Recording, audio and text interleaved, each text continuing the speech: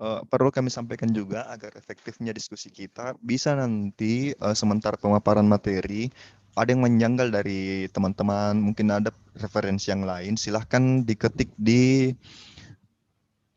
kolom chat di ruangan kita ini supaya dengan cepat kita bisa lontarkan apa yang menjadi keresahan teman-teman, apa yang menjadi barangkali ada yang berbeda pendapat. Saya rasa jika kita bertengkar di dalam nalar, mungkin itu adalah sebuah kedewasaan sebagai manusia. Yang penting kita tidak baku pukul-pukul, baku calah-calah, dan sebagainya. Selama kita masih di dalam ranah ide, selama kita masih di ranah gagasan, saya rasa kita bisa merdeka berdebat di dalam situ. Sehingga kita bukan menjadi manusia yang baper, bukan mantap permanen tapi bawa perubahan.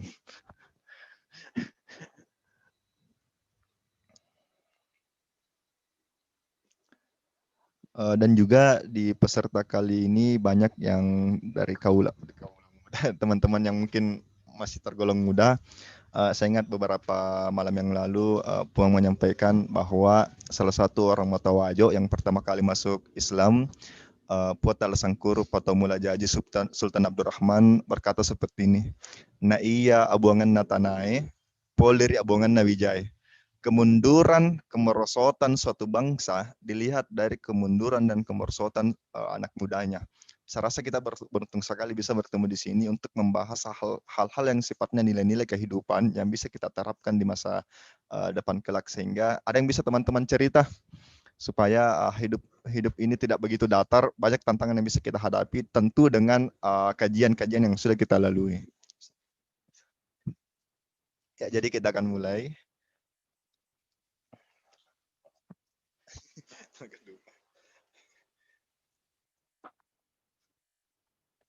Selamat malam juga kepada Kak Agus Mapesona, selamat bergabung Kak bersama kami. Kita akan mulai. Bismillahirrahmanirrahim. Assalamualaikum warahmatullahi wabarakatuh.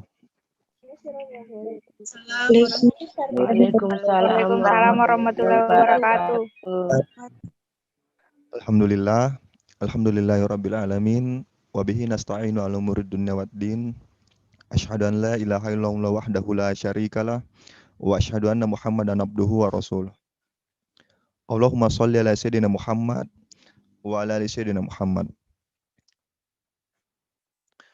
Pertama-tama dan yang paling utama, mari kita bersama-sama memanjatkan puji syukur atas kehadirat Allah Subhanahu wa taala atas limpahan rahmat, taufik, hidayah dan inayahnya sehingga tak terasa satu pekan lagi kita bertemu di Rumah Baca dan Kreasi Kalam dalam program Thomas Sikola, di mana pada malam hari ini kita akan membahas tentang masih dalam tema ada si Pakalabi Alibineng.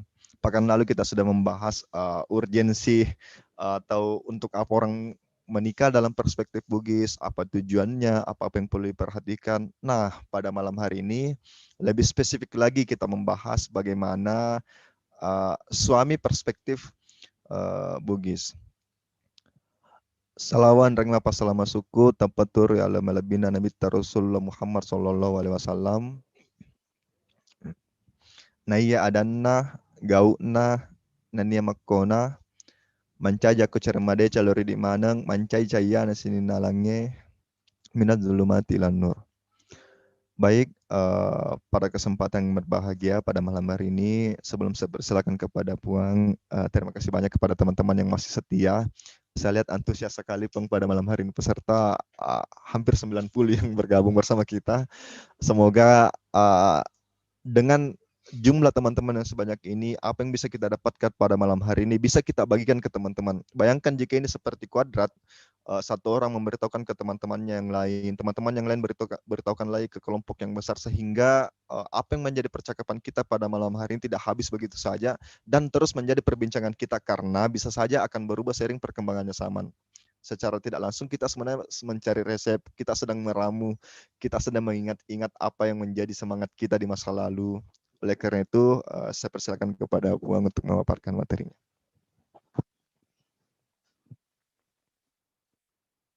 Bismillahirrahmanirrahim. Assalamualaikum warahmatullahi wabarakatuh. Selamat malam, salam sejahtera bagi kita sekalian.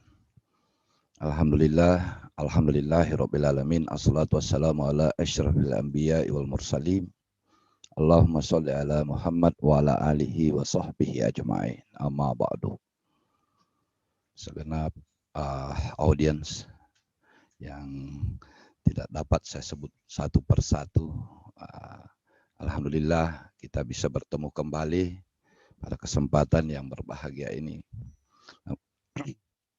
Namun sesungguhnya kesehatan saya sedikit agak terganggu selama 2-3 hari ini. Sangat sibuk.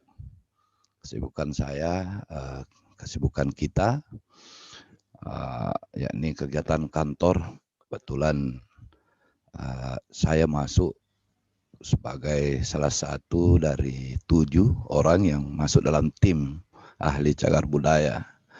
Ada beberapa situs di Parepare yang sedang kita verifikasi, di mana 7 itu 2 di antara kita di Parepare, salah satunya saya.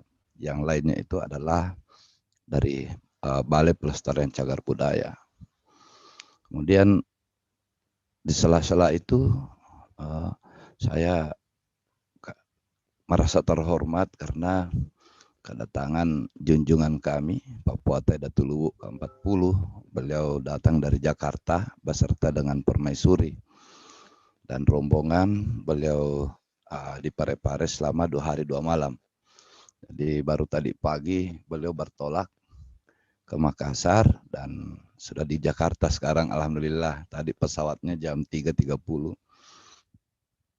Alhamdulillah, meskipun demikian, saya kira sekolah kita, Thomas Sekolah ini selalu menjadi prioritas, ya, dimana saya menganggap ini mudah-mudahan banyak manfaatnya, karena acara ini, kegiatan ini selain direkam juga tersimpan di langit-langit sana, artinya masuk di konten YouTube, ya.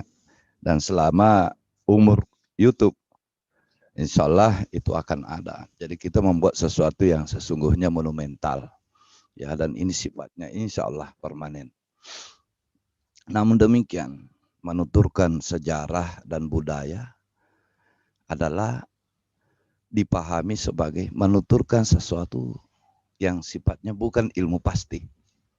Apa yang disampaikan pada hari ini itu belum tentu itu yang akan menjadi ketetapan untuk lusa, karena sifatnya ini bukan ilmu pasti, bukan matematika, ya. Apa yang kita sampaikan adalah menurut pengalaman dan kadang-kadang itu menurut pendapat yang didasari dari bagaimana kita membaca. Misalnya seorang palontara membaca lontara, maka dia mengartikan sesuai dengan perspektifnya sendiri. Namun lontara yang sama dibaca oleh orang lain, kadang-kadang pengertiannya berbeda. Jadi itu menurut alam pemikiran kita masing-masing. Saya kira sifat ilmu pengetahuan itu pada umumnya seperti itu. Audiens yang saya muliakan, ini kita sudah masuk pada pertemuan tentang ada asipa kalabirang lebih nengeng, ya. Ini yang kedua, ya. Ya, alhamdulillah. Ini sesungguhnya sangat penting, namun sesungguhnya seperti yang saya sampaikan pada bagian terdahulu, bahwa tidak banyak orang mau bercerita tentang ini. Ya, jika dia laki-laki, maka dia merasa bahwa ya, jangan-jangan sayalah yang harus menjadi contohnya. Kalau dia perempuan, maka dia juga merasa seperti itu. Artinya bisa jadi pandangan orang, wah ini orang pede banget ini, ya, percaya diri sekali. Jangan-jangan menganggap dirinya sudah ideal seperti yang dia ceritakan. Saya sudah 1 minggu ini berpikir, apa dalih saya, seperti apa alasan saya nantinya membela diri jika menyampaikan hal-hal yang sesungguhnya semua ini harus luhur. Ya, orang bilang, wah berarti Bapak seperti itu, wallahu alam. Ya, tapi saya sudah memiliki alasan. Saya punya dalih sekarang bahwa saya hanya menyampaikan pendapat orang. Saya hanya menyampaikan apa yang saya baca. Dan saya menceritakan apa yang orang alami. Dan sedikit curhat tentang apa yang saya rasakan. Itu ditambah, insya Allah mudah-mudahan menjadi sesuatu yang bermanfaat. Nah, pada pertemuan yang lalu kita sudah berbicara tentang bagaimana sih sekilas tentang pentingnya pernikahan itu. Ya, itu adalah kebutuhan dasar. Ya, sedangkan di surga saja ketika Nabi Adam alaihissalam, leluhur kita semua masih sendiri. Semua kenikmatan ada di sekitarnya. Tapi ia mencari pasangan. Ya, pasangan yang termasuk bagian dari dirinya. Ya. Nah, adanya hal ini di mana agama-agama samawi di dunia itu semua mengakui bahwa Adam alaihissalam adalah luhur umat manusia dan gendernya apa? Beliau adalah seorang lelaki. Ya, itu semua agama samawi. Agama Yahudi, agama Nasrani, ya. Kemudian agama Islam. Itu meyakini itu. Tidak bisa tidak.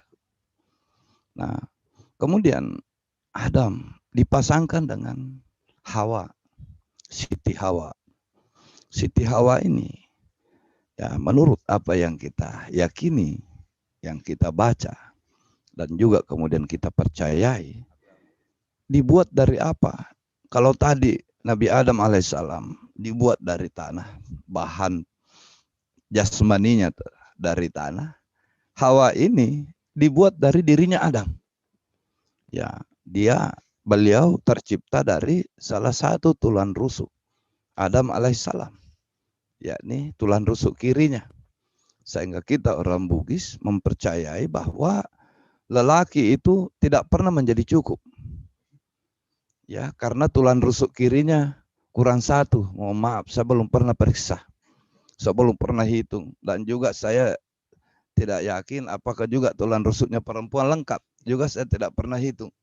Ya, makanya lelaki yang tidak lengkap menurut pandangan orang Bugis itu harus dilengkapi dengan banyak hal. Antara lain dilengkapi dengan badiknya.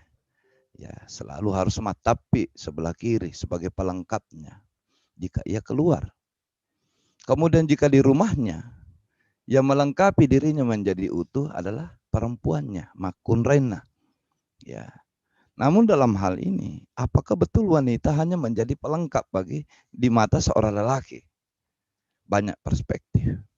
Antara lain di Lontara Latoa, ya itu diakui pada Lontara Latoa bisa kita baca dalam bukunya Profesor Haji Andi Matulada tentang Latoa. Ya memang menurut yang tertulis, jadi perspektif Latoa, ya wanita itu memiliki peran yang berbeda dengan lelaki. Meskipun di situ dinyatakannya perannya katanya lebih sedikit. Kalau saya kurang setuju. Ya, kurang setuju dengan itu. Saya hanya menyatakan peran wanita atau istri itu memiliki peran yang berbeda. Masing-masing memiliki perannya.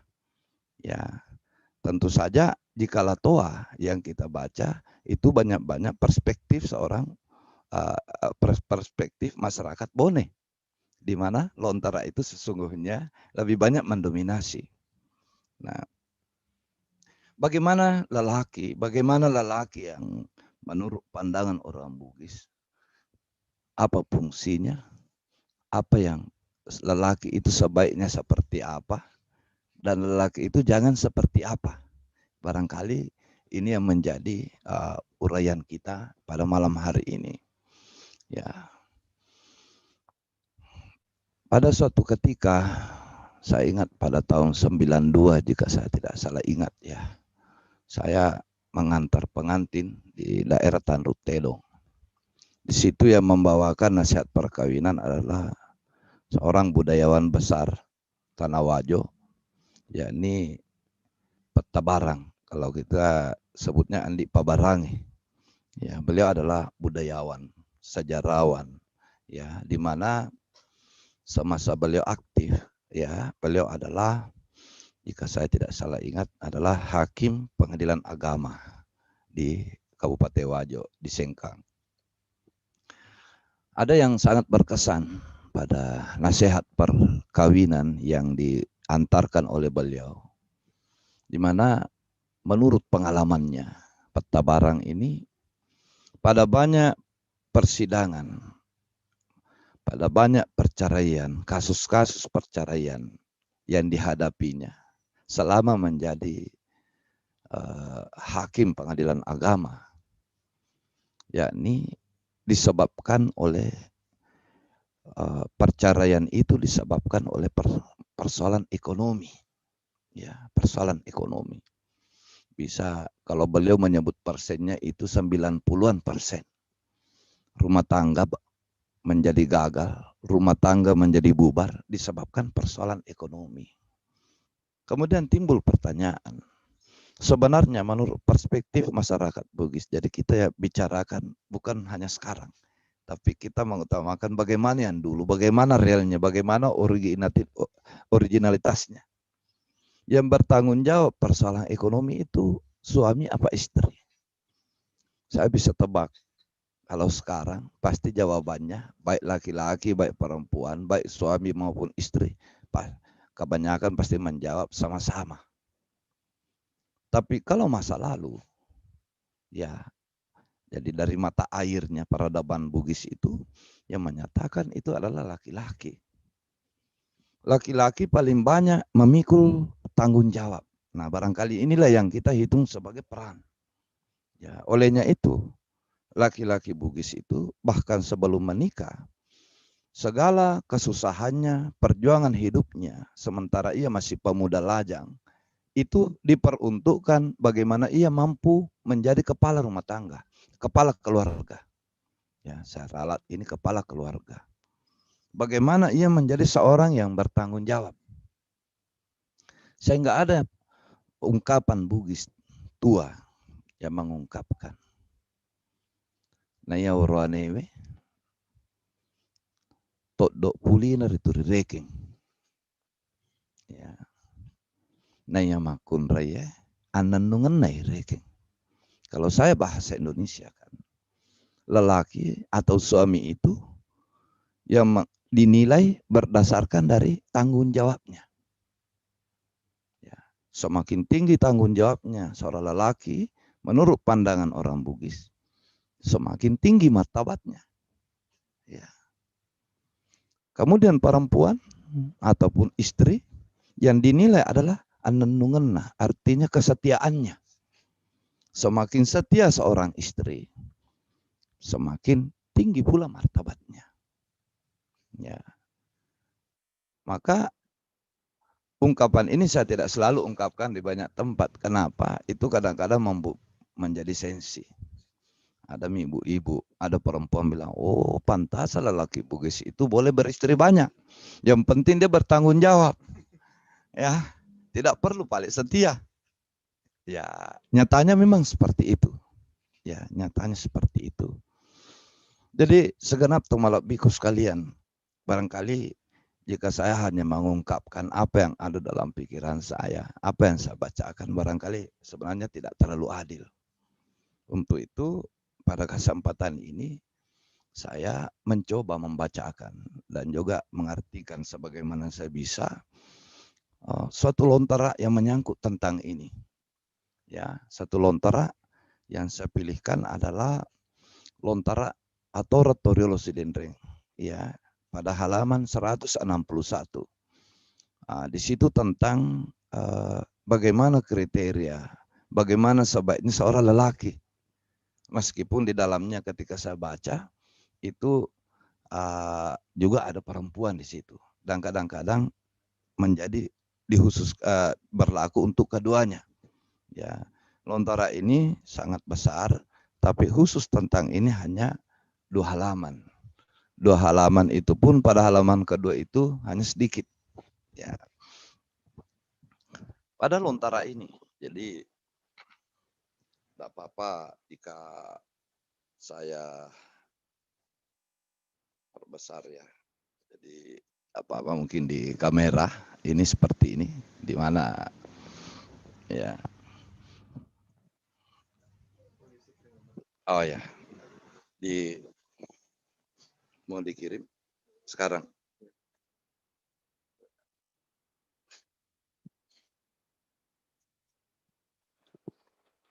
Ke Umay.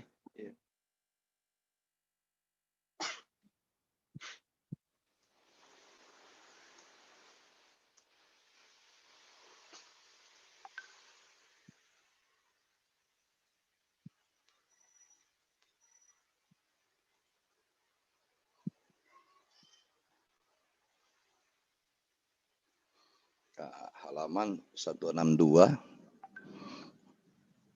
Jadi itu tadi 161, sekarang 162. Jadi ini hanya 2 halaman. Jadi saya bacakan, ini adalah wasiat seorang tokoh, seorang cendekiawan yang hanya disebut gelarnya, yakni seseorang yang bernama digelar Pettamatindro Rimaru, artinya Tuan kita yang wafat di Maros. Ya, ini tertulis pada Lontara Sidendring. Ya, jika kita menilik dari gelarnya, maka beliau adalah seorang raja.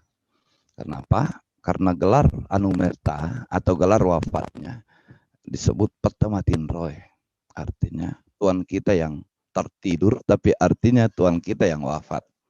Kalau di Goa itu disebut Karenta Tumi Nangari, ya, nah, itu semua ada gelar-gelarnya.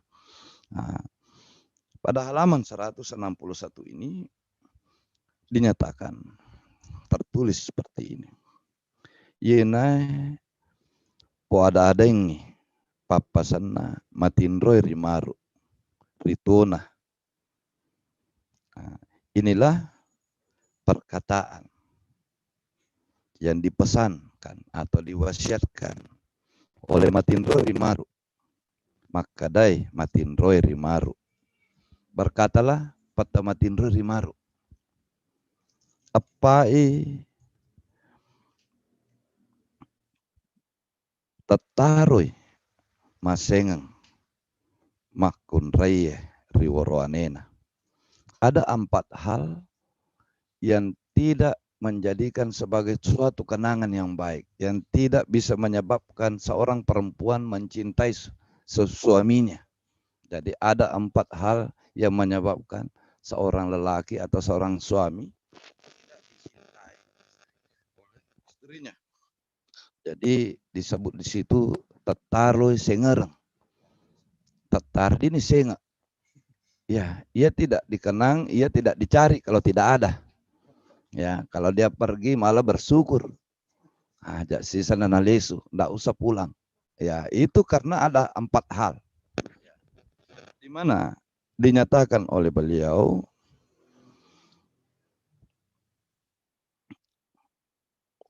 oroanewe aregga temasengi rimakun renna. Nah, juga begitu pula yang terjadi sebaliknya. Yakni seorang yang menyebabkan seorang suami yang tidak juga mencintai istrinya. Ya. Ya. Nah, terus dinyatakan mula-mulana yang pertama. Purai Matindro tanama julumata. Habis tidur tidak cuci muka. Ini memang artinya betapa pentingnya kebersihan, betapa pentingnya berdandan.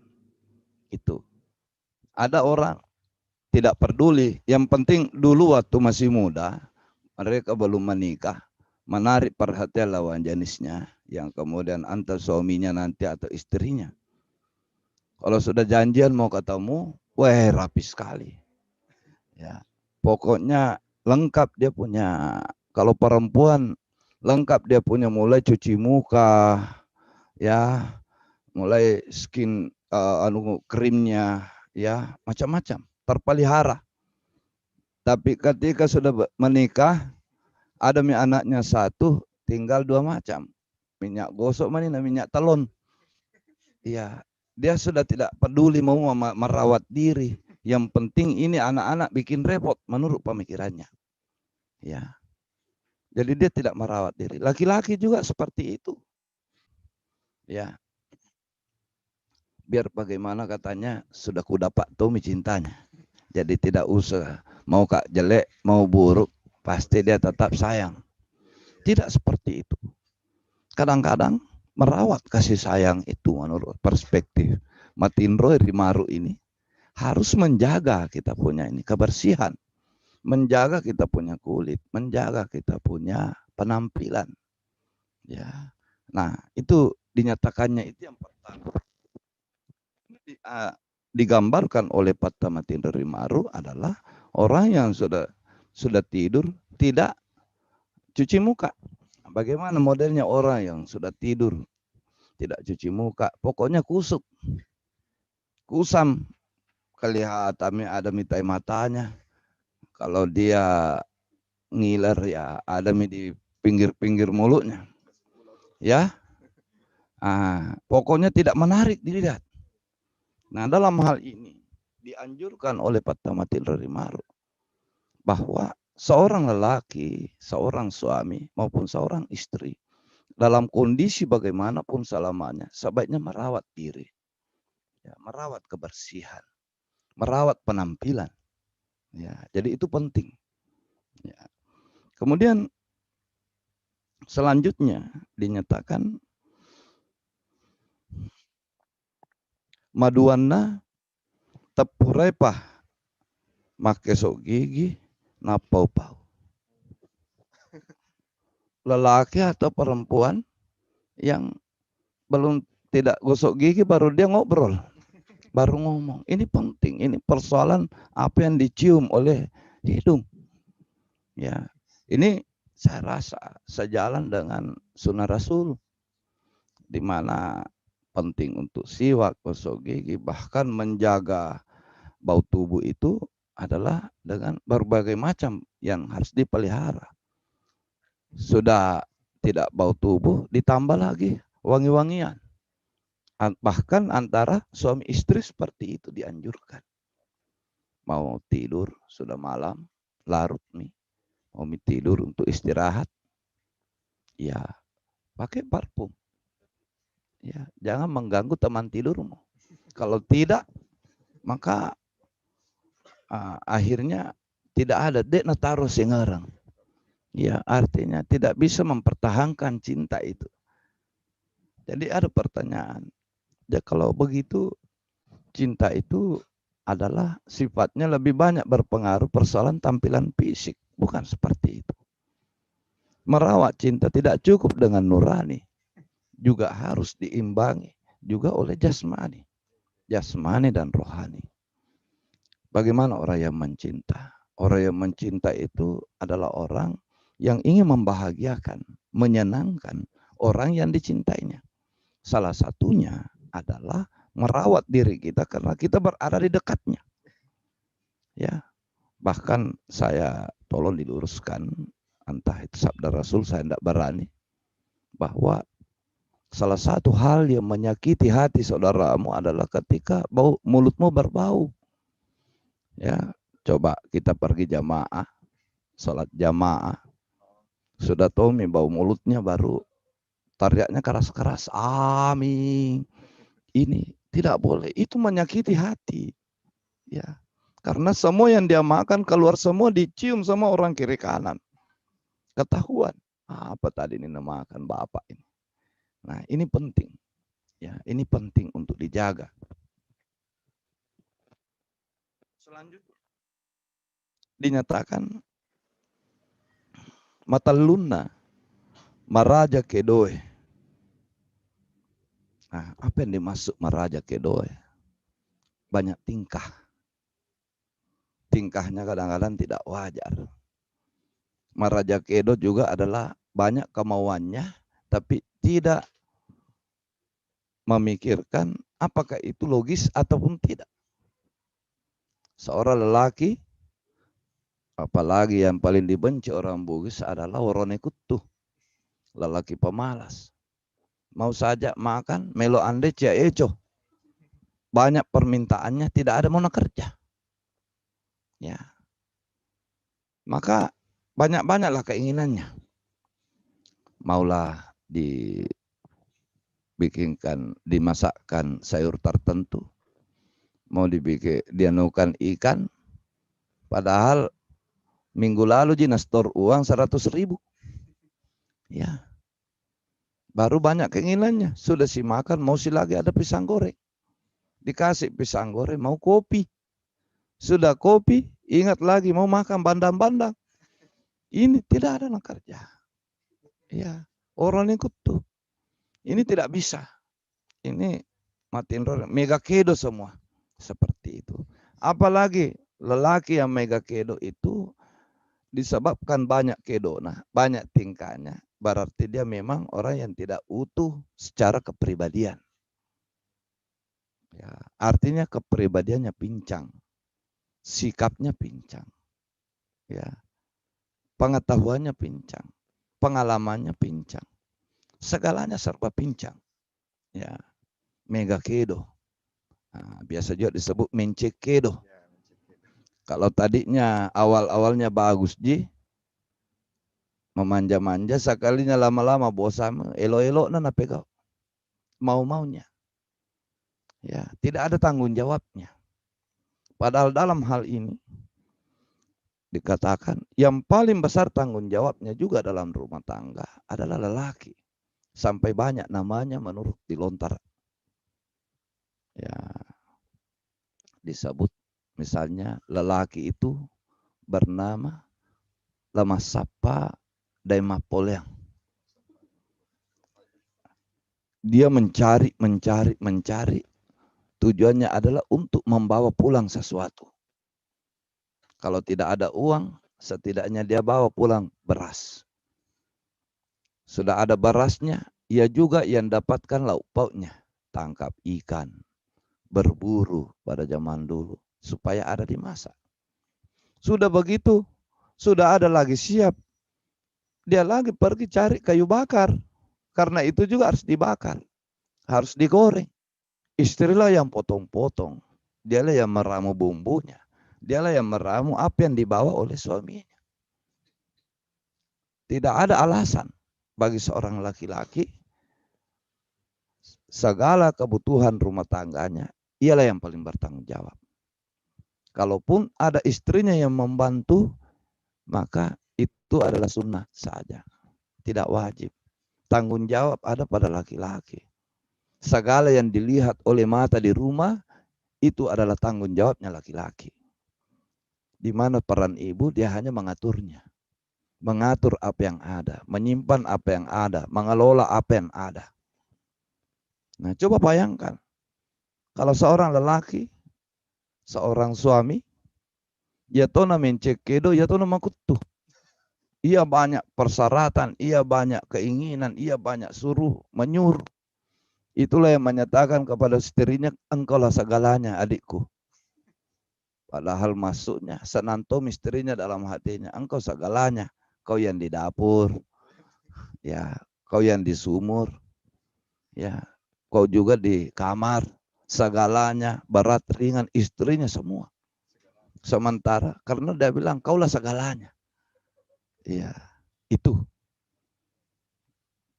tidak bisa diterima menurut perspektif orang Bugis. Ya, ada menyatakan ulap birang na sepak boto ini atau kutu.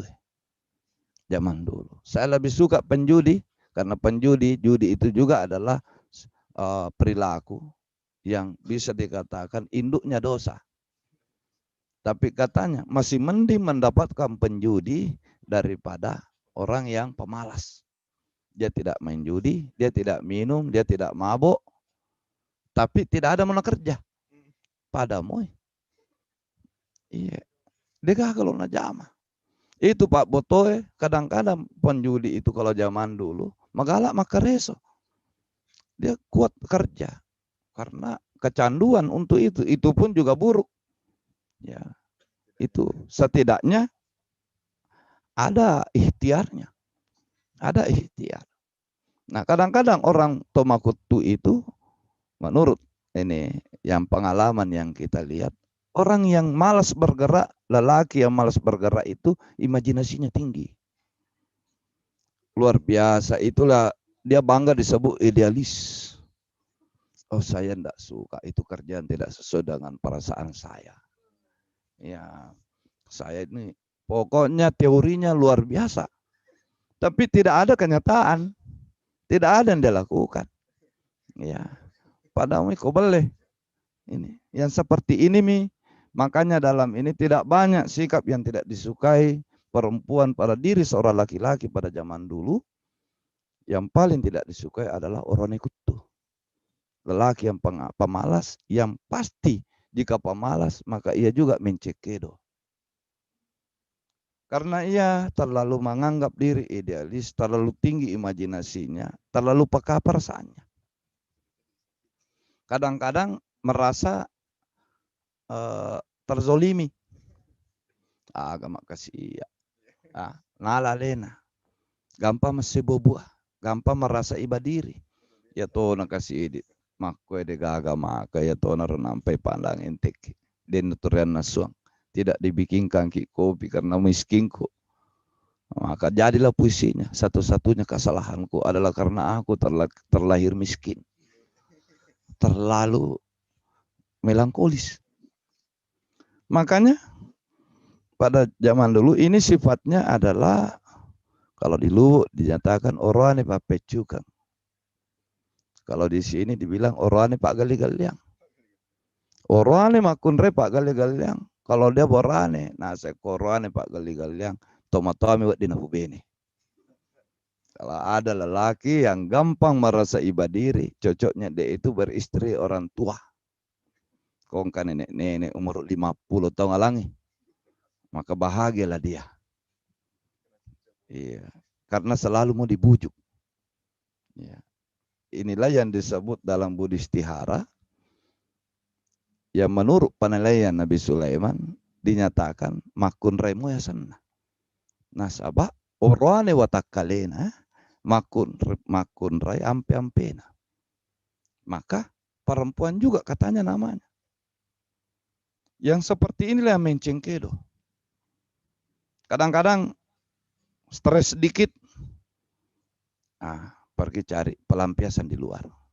Jika tidak namarai orang satu rumah, atau pergi ke tempat minum, mabuk di luar.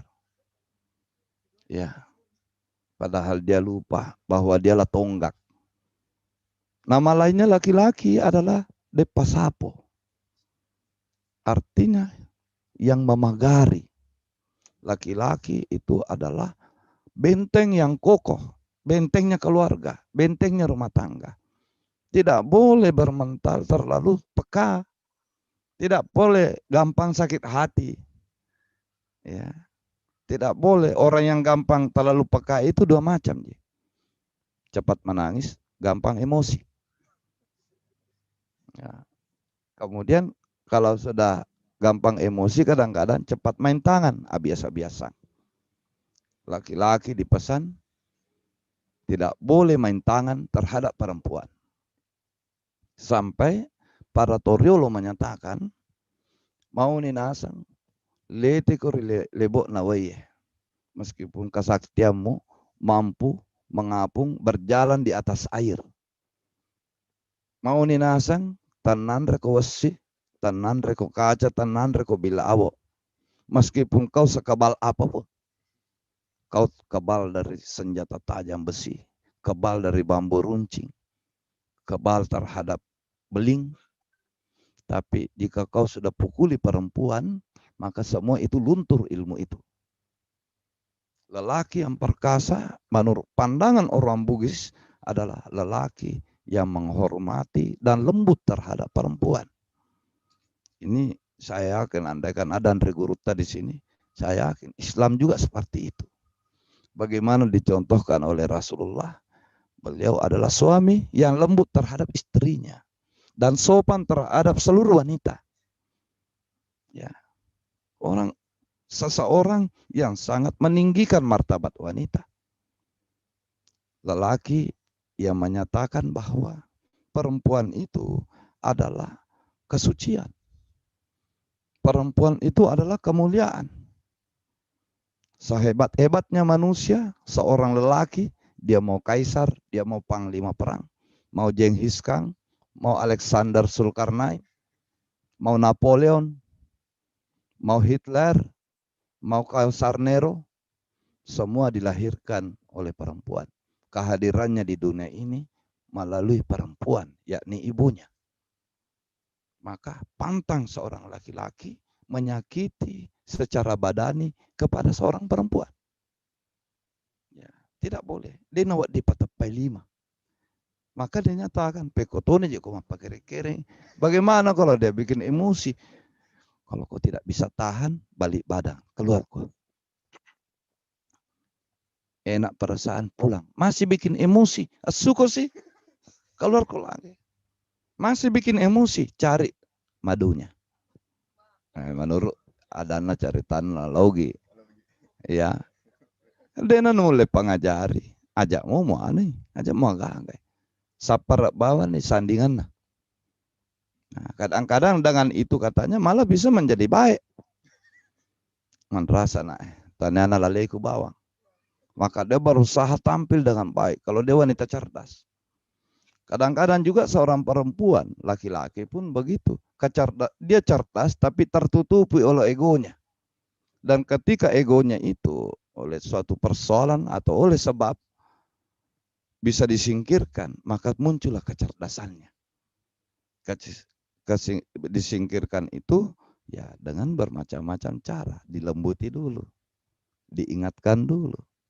Sampai oleh Andre Gurutta, Ki Haji Abdul Malik menyampaikan bahwa ini tumakun rewasa buka rusuk tah. Bahwa wanita atau istri itu saya kira katanya berasal dari tulang rusuk kita. Dia adalah rusuk yang bengkok. Ya, bengkok memang melengkung. Dan itu kaku karena dia tulang. Jika kau paksakan untuk meluruskannya maka patahlah ia. Bagaimana caranya? Saulah-saulai. Urut dengan nyaman, urut dengan ini. Ya. Kadang-kadang ia memang salah. Karena wanita katanya menurut ini adalah napon rioloi pelana, napon rioloi papenat dina. Nah iya nawan-nawan. Nah pikiran. Laki-laki terbalik. Mendahulukan rasionalitasnya di belakang perasaannya. Jika perempuan mendahulukan perasaannya, kemudian rasionalitasnya, pemikirannya itu di belakang. Itu pada umumnya. Ya.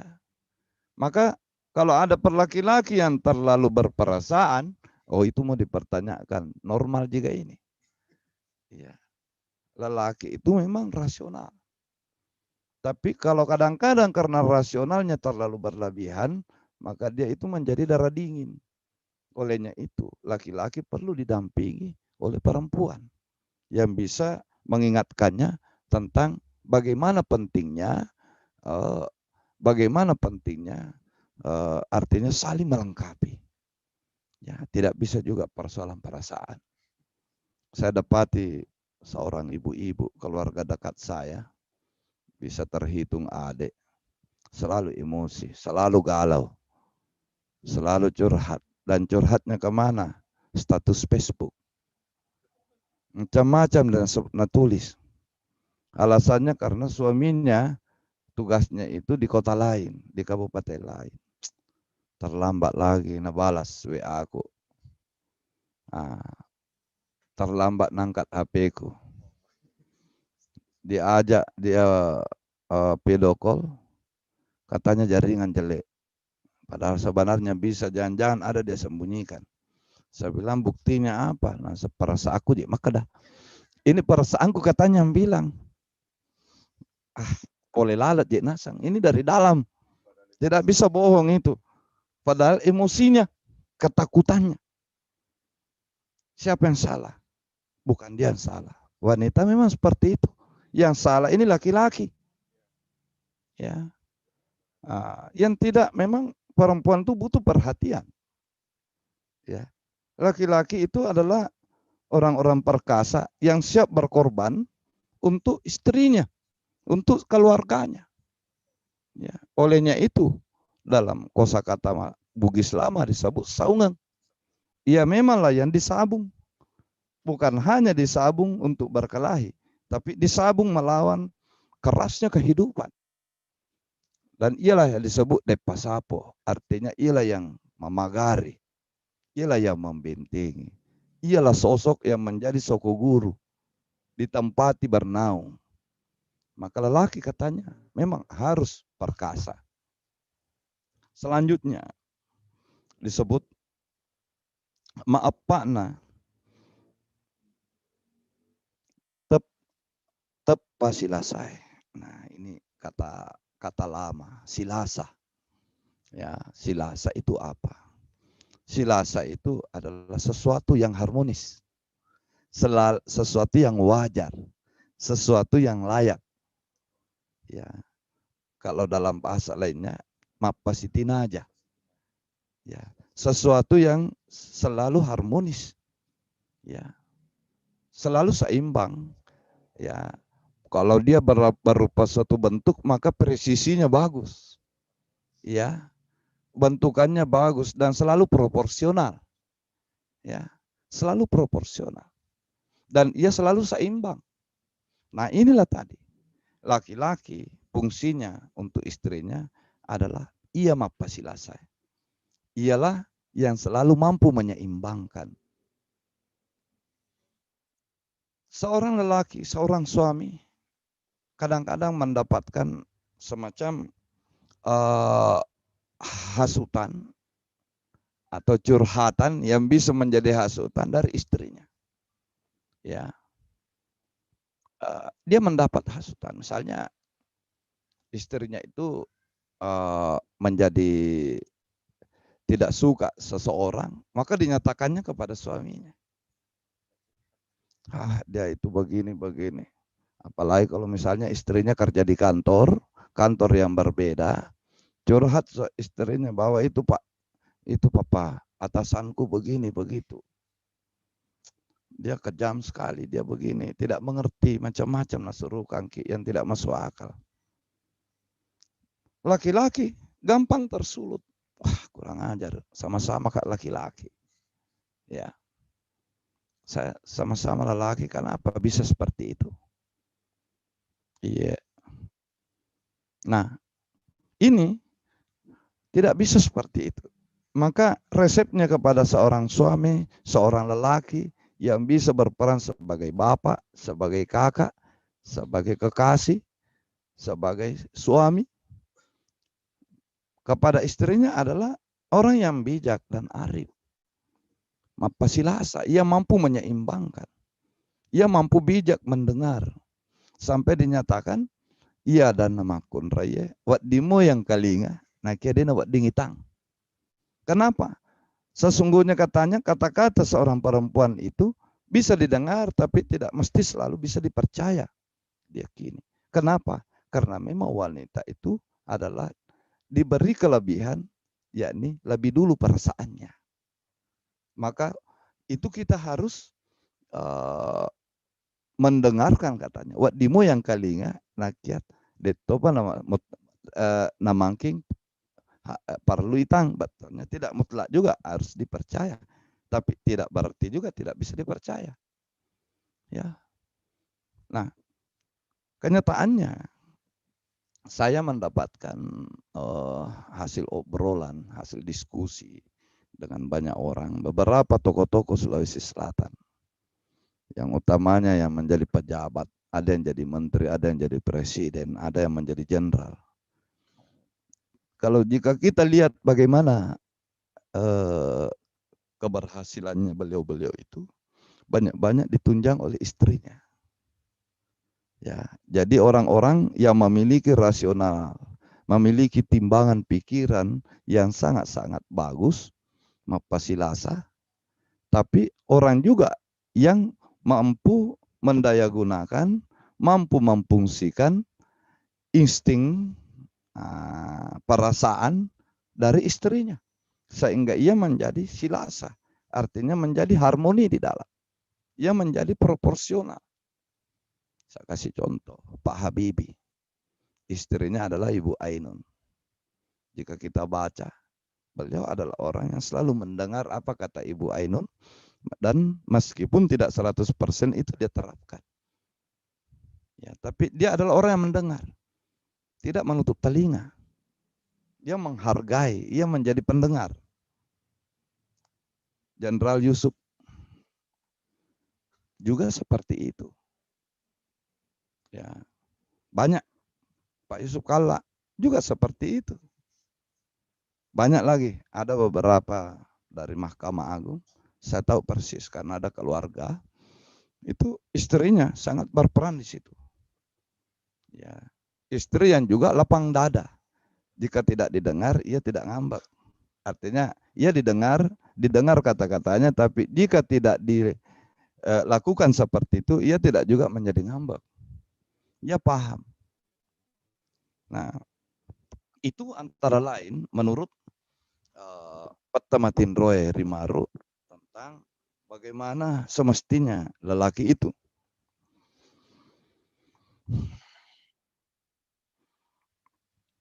Nah, selanjutnya beliau dituliskan di sini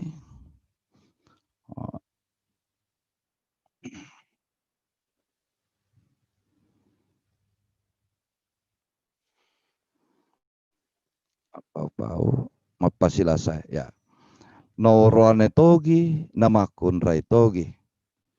Pogau iro ampe mapakuai tanrisenga iritu ampe mapakuai.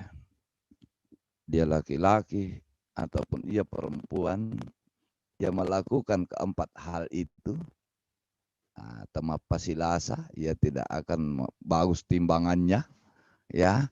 Temak kesok gigi, tidak sikat gigi, temak julu mata, tidak suka ini, terus dia mencek kedo, mega kedo. Nah, itu katanya ia tidak akan dicintai oleh pasangannya. Ya, itu dikatakan seperti itu. Selanjutnya beliau menyatakan makadatopi papasanna ipah orwane risenga olaingi apa ewe rupanna. Nah, maka berkatalah lagi Pettamatin Roy Rimaru bahwa nantilah lelaki yang dicintai itu apabila ia memiliki syarat, yakni 4 syarat itu. Apakah itu? Disebut mula-mulanna mapata pi. Pertamanya adalah mapata pi. Nah, apa ini mapata? Mapata itu di situ adalah unsur dia tekun, di situ ada perhatian, dia care, dia peduli. Ya, mapata namanya. Di situ juga ia harus rajin. Ya, dia rajin. Kemudian dari perhatian itu ia adalah orang yang berkasih sayang. Kemudian yang paling utama, ia juga dalam unsur mapata itu adalah orang yang bertanggung jawab. Bukankah tadi dinyatakan laki-laki dinilai dari seberapa besar tanggung jawabnya. Ya, susah senang, pokoknya ia mencari kebutuhan keluarganya. Ia mendahulukan istrinya atau keluarganya dibanding dirinya sendiri. Mapata juga. Ia adalah orang yang care, berkasih sayang. Ya, orang yang bisa mencintai, ya, orang yang bisa mencintai dan bukan hanya kata-kata. Ia ada ya gau. Perkataannya sama dengan apa yang dilakukannya. Bukan hanya janji-janji. Ia adalah laki-laki yang rupai janji, yang betul-betul menepati janjinya. Tidak mudah berjanji, tapi sekali berjanji, pantang ia untuk tidak menunaikannya. Itu juga mapata. Mencintai istrinya lebih daripada dirinya sendiri. Dia adalah bukan orang yang egois. Ya, seperti itu yang disebut mapata. ia juga adalah rajin. Kecintaannya terhadap istrinya menjadikan motivasi bagi dia untuk berjuang, mencari dan mencari, memeras keringat. Ya, apa yang dia inginkan, apa yang diharapkan, pulang membawa sesuatu yang bisa memekarkan senyum istrinya di rumah. Itulah kebahagiaannya. Ya. Lelaki Bugis dinilai seperti itu. Bagaimana lelaki Bugis? Coba kita lihat. Bagaimana keluarga Bugis dulu naik Mekah, naik tanah suci. Di mana sebenarnya dinyatakan kalau biaya ONH, ongkos naik haji itu tidak cukup untuk 2 orang, maka kepala keluarga dulu, mestinya suami dulu. Tapi kalau orang Bugis, istrinya dulu. Ya, belakangan dia. Malu sekali kalau dia duluan naik haji, nah istrinya tidak. Kalau hanya 1 orang, 1 jatah, maka istrinya yang didahulukan. Ya. Kenapa? Orang laki-laki Bugis itu menunjukkan bahwa ia mapata atau tidak. Yang pertama, mencukupi sandan, pangan, dan papan. Ia memberikan naik haji, ia memberi nafkah. Nafkah lahir dan nafkah batin. Dan itu juga disebut sebagai mapata, orang yang bertanggung jawab. Iya, kalau ada hajatan keluarga, entah perkawinan, entah acara-acara akikah, datang, ya mato tuh kasih sarung yang nak pakai 2 tahun yang lalu itu mau lagi nak pakai. Jasnya atau baju batiknya sudah kusut masih tuh nak pakai. Dia pede-pede saja. Selama ada istrinya di dalam, baju rendanya baru, gelangnya tambah banyak. Orane pagama patana. Orane batireto. Betul-betul laki-laki yang bisa menurunkan nasab. Ya, dia hanya tampil bersih, tapi pakaiannya adalah bersahaja. Yang dia utamakan adalah istri dan anaknya. Dia yang paling belakang. Nah, ini yang dimaksud dengan mapata. Angkat toha cek borane dinakur. Iya. Kalau pergi, jam tangannya jam 80 juta. Istrinya kasih pun HP-nya HP komek-komek. Kenapa tidak membelikan HP Android? Nanti gampang Kak dapat. Nantinya saya di ini orangnya macah. Orangnya pintar tapi tidak bisa disebut sebagai mapata. Nah, selanjutnya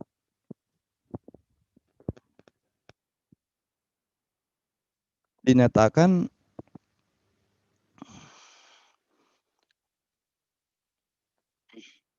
maduanna matutupi. Apa yang dimaksud matutu? Yang kedua adalah matutupi. Matutu itu artinya orang yang cermat, hati-hati. Dia selalu waspada, hati-hati, cermat, penuh perhitungan. Ia tahu yang mana kebutuhan, yang mana keinginan. Ya, ia juga cermat, hati-hati dalam hal memimpin keluarganya. Ya, selalu mampu menjadi ulu jarum. Artinya ulu jarum, dia adalah jarum yang tajam, tapi bisa memberi keamanan, kepastian kepada siapapun yang mengikutinya, yakni benang-benang itu. Itu yang masuk matutu. Ya, sudah mapata, penuh perhatian, care. Ia juga adalah orang yang berhati-hati. Ya, itu luar biasa. Ya, laki-laki itu. Kemudian matutu juga adalah orang yang menjaga sikap, perilaku, dan perkataan kepada istrinya. Tidak mentang-mentang sudah lama menjadi istri, maka ia sembarang kata-kata mau bilang. Istrinya sudah keriput, saya keriput. Tidak bisa seperti itu. Ya, ia adalah orang laki-laki yang seperti ini matutu, bisa jadi adalah laki-laki yang tidak jujur. Laki-laki yang care, yang matutu, makar itu tuh Dia menjaga mulutnya, menjaga perkataannya, jangan menyakiti hati istrinya. Menjaga kata-kata, makar itu dengan kata-kata dari mulutnya yang diucapkan oleh lidahnya. Mau pergi pengantin, istrinya ini yang sudah melahirkan 7 anaknya, ya sudah besar. Saya tidak mau bilang gemuk, ya sudah besar. Dulunya kecil, setelah 7 anak besar sekali. Ditunggu sampai lama, dandannya lama sekali. Keluar, ya, luar biasa dempulnya. Langsung dia bilang, cantik enggak, Pak? Dalam hatinya, maka mas aja mau aku tenangi, enggak usah kau tanya. Persoalan cantik tidak, kalau yang nilai dirimu. Namun tahu itu dirimu, kalau tidak juga terlalu cantik. Kalau dia nyatakan jujur, dia katakan seperti itu menyakiti. Tapi kalau bilang, iya dong, siapa dulu istriku? Cantik kan? Cantik lah. Dia bohong, tapi menyenangkan. Ini juga disebut matutu. Tidak bisa juga setengah-setengah. Cantik seperti badak. Wah, ini tidak bisa. Ini salah toi. Harus kau bilang cantik, siapa dulu bidadari surgaku di rumahku. Dalam hatinya lain. Tapi itu laki-laki yang matutu. Ya. Tidak mentang-mentang lelaki yang perhatian, mapata, kalau dia tidak matutu maka dia bisa melakukan kesalahan.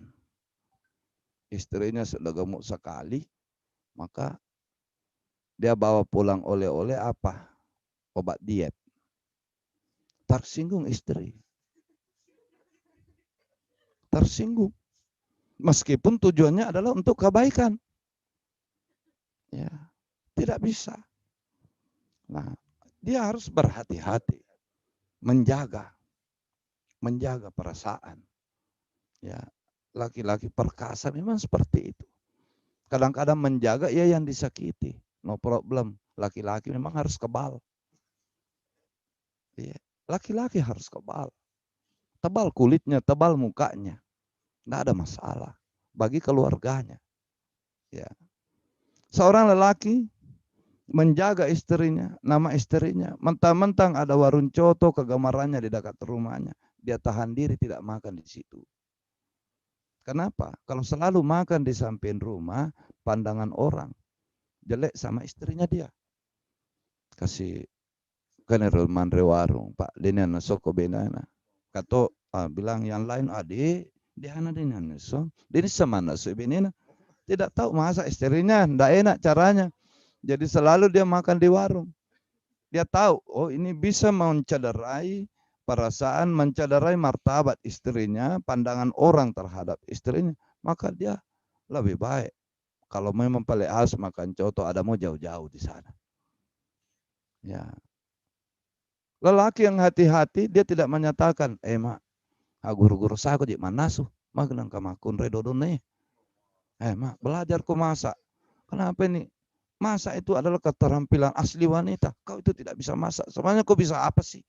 Oh, enggak bisa. Meskipun itu baik. Gimana caranya? Kalau pergi ke Jakarta, dulu masih zaman majalah, ya dia beli banyak buku resep.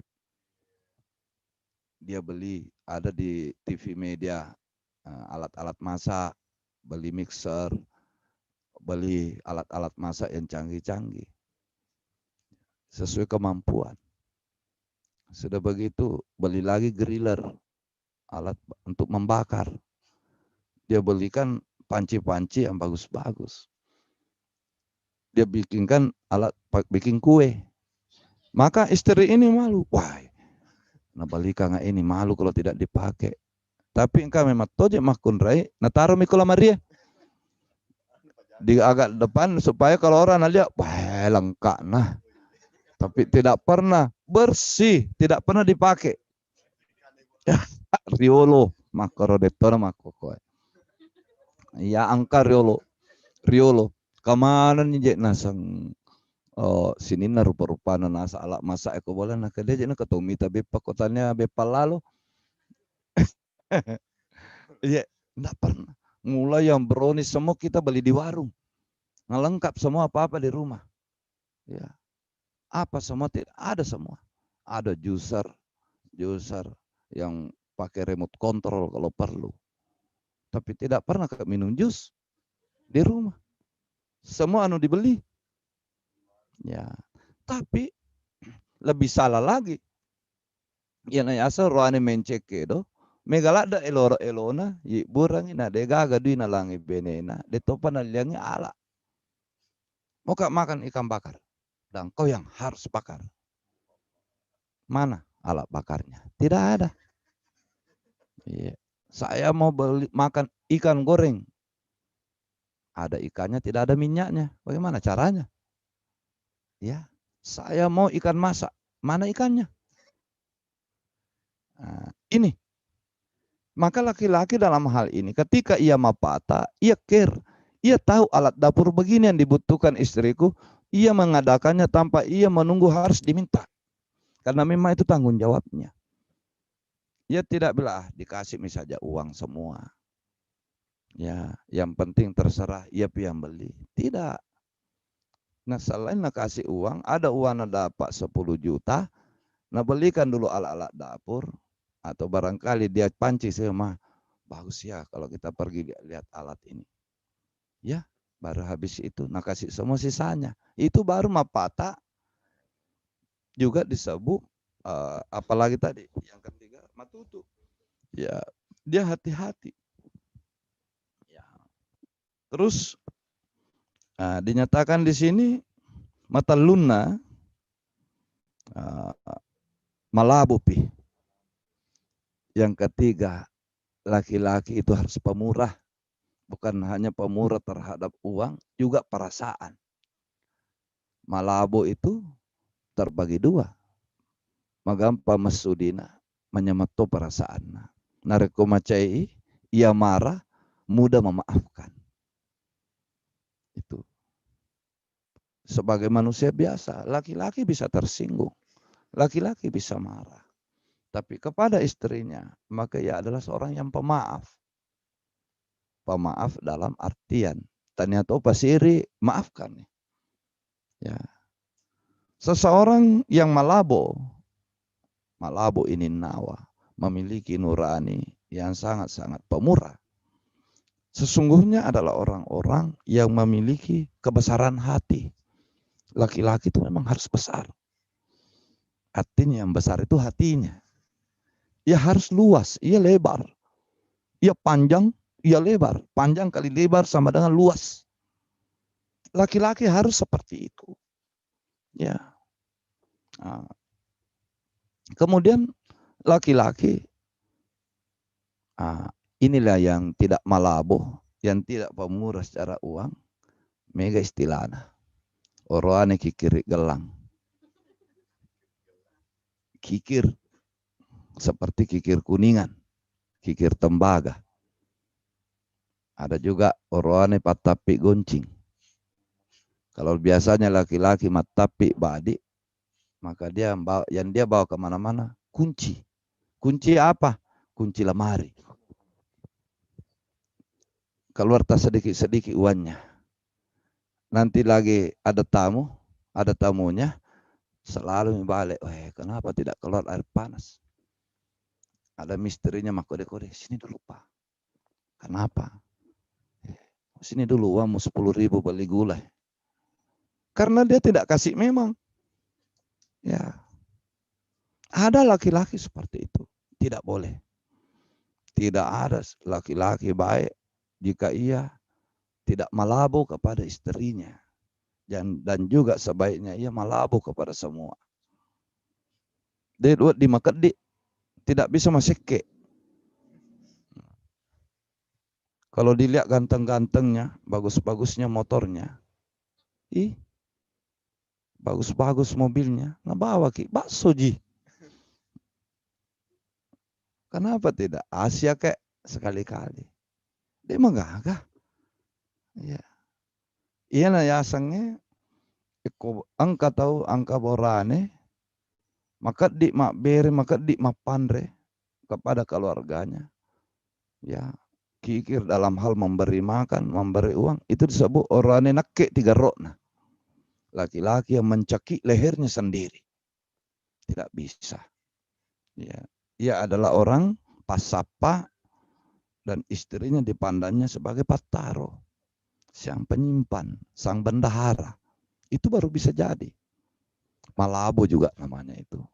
Ya. Malabo juga bukan berarti semuanya sudah nakasih uang istrinya, tapi natanya terus, weh kenapa kau beli baju mahal? Dek nama tutu itu. Ya. Dia kalau sudah nakasih uang kepada istrinya, maka dianggap memang itu kewajibannya. Ya, seorang yang malabo itu adalah orang-orang juga yang memiliki tanggung jawab besar, memiliki tanggung jawab. Mapata nama pasilasa. Kenapa? Dalam perspektif orang Bugis, tidak ada, jika ada persoalan antara suami dan istri tidak pernah salah. Oh, maaf, kemarin dikira bahwa wah ini terlalu banyak mengeritik perempuan. Ipasi wali-wali memang sah. Harus sebelah menyebelah. Ada orang jelek istrinya, tadinya bagus dikiranya, ketika dia sudah nikahi, ternyata ketahuan. Pencemburuan, boros, ini dan lain-lain. Maka dia kemana-mana cerita tentang keburukan istrinya. Ini laki-laki apa ini? Inilah yang disebut orangnya capak loka. Laki-laki jantung pisang. Orang yang pintar kalau orang tuanya ini mau nasihati, oh enak. Ternyata alena milade, alena pubene. Bukan dia meminta dirinya dikawini. Meskipun andaikan dia minta, kau yang mengawini, bukan kau yang dikawini. Kau yang menikahi, bukan kau yang dinikahi. Berarti itu tanggung jawabmu di hadapan sesama manusia dan terlebih-lebih kepada Allah.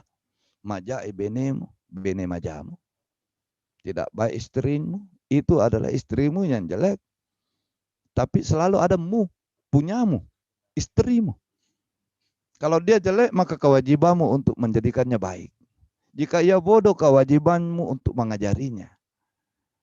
Jika ia ceroboh, kewajibanmu pula untuk menasihatinya. Tidak cukup hanya di dunia dipertanggungjawabkan. Itu sampai di akhirat. Tidak pernah terbalik. Tidak pernah terbalik. Itu adalah pilihanmu. Bagaimana kalau sudah jelek memang baru dinikahi? Kenapa memang kau nikahi? Itu karena saya kira baik. Berarti kau yang bodoh. Maka kewajibanmu memperbaikinya. Bukan salahnya orang tuanya. Seorang lelaki ketika ia dinikahkan oleh orang tua istrinya, mertuanya, ataukah diwakilkan kepada penghulu, maka lepaslah kewajiban orang tua. Itu kewajiban suami sepenuhnya. Dia sholat, istrinya tidak sholat. Dosanya ada pada dia. Ya. Dia cermat, istrinya tidak cermat. Kesalahannya ada sama dia. Ya. Kalau yang membinanya, kau yang mendidiknya, engkaulah yang memimpinnya. Olehnya itu, tidak apa-apa saya perpanjang di sini. Dipertanyakan, bagaimana seorang lelaki semestinya memilih pasangannya. Ini yang tanda kutip memilih berdasarkan pandangan matanya, mata kasarnya. Ya, kalau persoalan hati kan hanya Allah yang tahu. Tapi apa syaratnya? Orang Bugis menyatakan nomor siddi. Maka singri pakai tamu. Kalau dia cantik menurut pandanganmu, karena cantik itu adalah persoalan relatif. Ya, pada lain salerata. Saya suka yang hitam manis, Anda suka yang putih kalau kulitnya. Ya. Saya suka kalau berisi, Anda tidak suka. Anda suka yang kurus. Anda suka yang lonjong, saya suka yang bulat-bulat misalnya. Ya, itulah kemahabesaran Allah. Mampunya memberi kita selera yang berbeda-beda. Nyawa yang sama. Ya. Nah, cantik dulu. Yang kedua, baru pengetahuannya. Yang ketiga, hartanya kalau ada. Yang keempat adalah soleha. Bertanya orang, bukankah soleha dulu yang pertama? Wanita sesoleha atau tidak soleha, itu adalah tanggung jawabnya suami. Kalau ia tidak soleha, yang penting kau soleh. Itu kewajibanmu. Ya, soleha itu adalah tugasmu nantinya. Jika ia sudah soleha, alhamdulillah, tugasmu untuk memfasilitasinya. Kau bonceng dia pergi masjid taklim, kau meluangkan waktumu. Semestinya kau pergi main domino, maka kau temani istrimu pergi pengajian. Kau tunggu di luar. Kalau perlu lebih bagus lagi, karena kau malu masuk karena ibu-ibu semua. Ya, misalnya, karena ia soleha. Ya. Nah, olehnya itu dalam hal ini, apapun modelnya, istri itu laki-laki atau suami adalah penanggung jawab penuh. Sehingga kepadanya lah ditujukan ayat itu. Bismillahirrahmanirrahim. Ku anfusakum wa ahlikum naro. Jagalah dirimu dan keluargamu dari api neraka. Itu bukan kepada istri loh. Ya, itu kepada suami. Ya. Semua kesalahannya jika ada yang salah. Olehnya itulah sehingga seorang lelaki, seorang suami didurhakai sama istrinya. Ya, tidak percuma istri itu durhaka kepada suaminya jika suaminya juga tidak bertanggung jawab. Ya, ia memang memiliki tanggung jawab dunia akhirat. Tidak ada alasan. Istriku buruk sifatnya, tersinggungan. Kenapa kau kasih tersinggungi? Kenapa kau tidak jaga? Dia buta huruf. Kenapa kau tidak ajari membaca? Ya, tidak bisa masak. Kenapa kau tidak dorong ia supaya bisa masak? Tidak ada salahnya. Laki-laki semua yang salah. Olehnya itu masyarakat Bugis, kalau dia menjadi calon istri, maka ia diperawat di rumah aja. Oleh ibunya, diajari masak, diajari. Tapi laki-laki, lo musompak mbok. Musap padale. Pergilah merantau, cari rezeki, dan juga perluas wawasanmu. Supaya kau bisa menjadi pemimpin yang baik. Setidaknya adalah pemimpin keluargamu. Nah ini. Nah. Saya lanjutkan. Ya.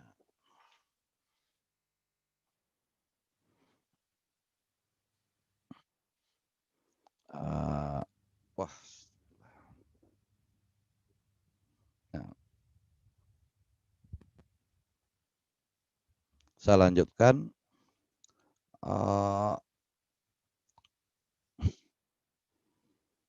Rupana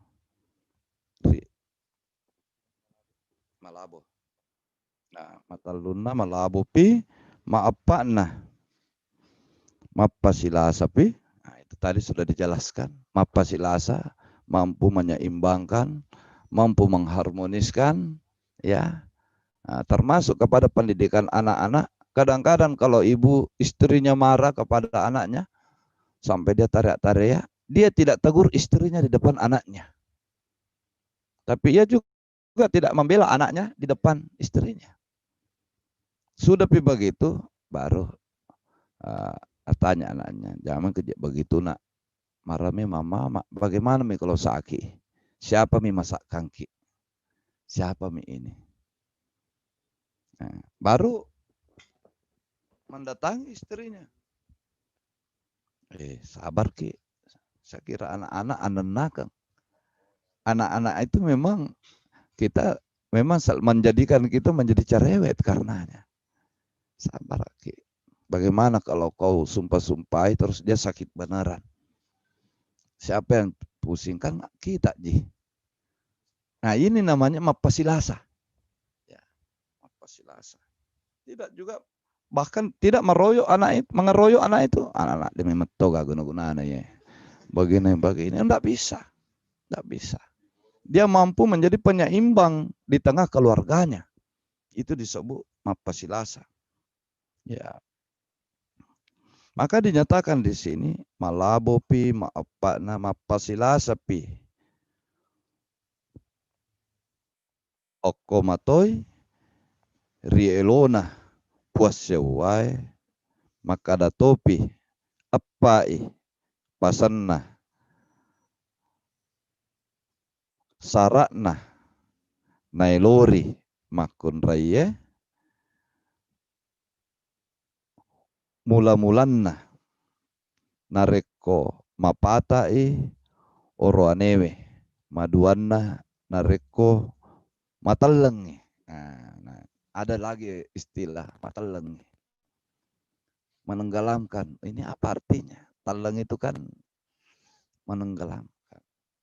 Artinya matalang itu adalah sama saja dengan care sebenarnya. Sama mirip dengan mapata. Cuma begini, matalang itu adalah, dia adalah laki-laki yang memiliki keterampilan banyak hal. Ya. Mata lebih juga, dia juga mampu melakukan sesuatu yang kadang-kadang memang bukan kewajibannya. Lebaran nih besok, setengah mati bikin buras istrinya, ya toh kasih masak mie ini, ya toh tidak mau membantu-bantu. Minimal itu anak-anak kau dulu yang ambil. Itu namanya mata. Tidak mentah-mentah secara hukum, kau kan perempuan adalah kau yang masak, kau juga yang rawat anak. Itu bukan tanggung jawabku. Saya kan sudah mencari nafkah supaya ada yang bisa dimasak, ada mau pakai, ada diminum. Masa saya lagi bantu? Tidak. Inilah namanya kearifan. Matalang itu kadang-kadang ia tidak rugi. Ibaratnya kapal tidak apa-apa jika ia harus tenggelam. Ia berani rela berkorban. Meskipun bukan kewajibannya, tapi ia mampu menyesuaikan, mengkondisikan. Sibuk orang. Ya, semua orang sibuk, maka dia pada akhirnya juga membantu. Kadang-kadang ia membantu memasak, tidak masalah. Ya, tidak masalah. Ya, kan di rumah tonji, atau tonji orang. Ya, kadang-kadang tanya, emang bagaimana masak mie buras kalau begini? Ia jaga apinya. Ini laki-laki yang disebut matalang. Ya, bukan orang yang keras kepala. Pokoknya itu bukan tugasku, bukan kewajibanku. Tidak begitu. Ya.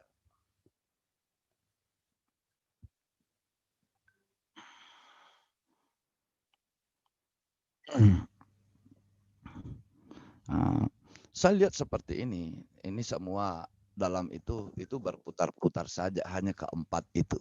Ya, artinya bahwa dalam hal ini laki-laki, suami ialah penanggung jawab penuh. Tapi meskipun demikian, ia bertanggung jawab penuh, tapi ia juga adalah orang yang sabar. Ya, ia paham posisinya. Apa posisinya laki-laki menurut orang Bugis, masyarakat Bugis? Suami itu naya lakai, naya oroanewe, panguluna itu anangnya. Dia adalah kepala keluarga. Tapi istri naya bainena pun naya bola. Ialah pemilik rumah. Kalau saya bahasa Indonesia kan di sini, suami itu adalah kepala keluarga. Dan istri adalah kepala rumah tangga. Kepala keluarga bertanggung jawab untuk seluruh keluarga, martabatnya, namanya, kemaslahatannya, kesejahteraannya sebagai kepala keluarga. Tapi yang mengatur rumah punna bolai adalah perempuan. Dan kepala keluarga juga di situ seringkali ialah yang harus diatur. Ia yang diatur istrinya, pokoknya Bapak jangan pakai semua sarung. Nggak enak tuh kalau tidak ada sarung baru, ada amanah tamu. Ini mau sarung tak kita pakai. Ini kita pakai. kotor pasti lagi ku ganti ini 1 2 ini ku ganti-ganti. Itu siapa yang mengaturnya? Itu istri. Ya. Mengatur segala nafkah yang diterimanya dari suaminya dan memanfaatkannya untuk hal yang sebaik-baiknya. Ya. Dan laki-laki melihat seperti itu adalah yang disebut mapata peduli, termasuk dalam hal ini mapasilasa. Dia adalah betul-betul care dan kadang-kadang ia tidak perlu mendapatkan laporan lalu ia melaksanakan, mengeksekusinya, artinya mengeksekusi. Peka. Banyak kata-kata yang tidak boleh dalam rumah tangga menurut perspektif Bugis. Tidak boleh perempuan atau suami atau siapapun di rumah menyatakan capu nih, lak busuk nih, habis nih. Itu pantangan. Kenapa?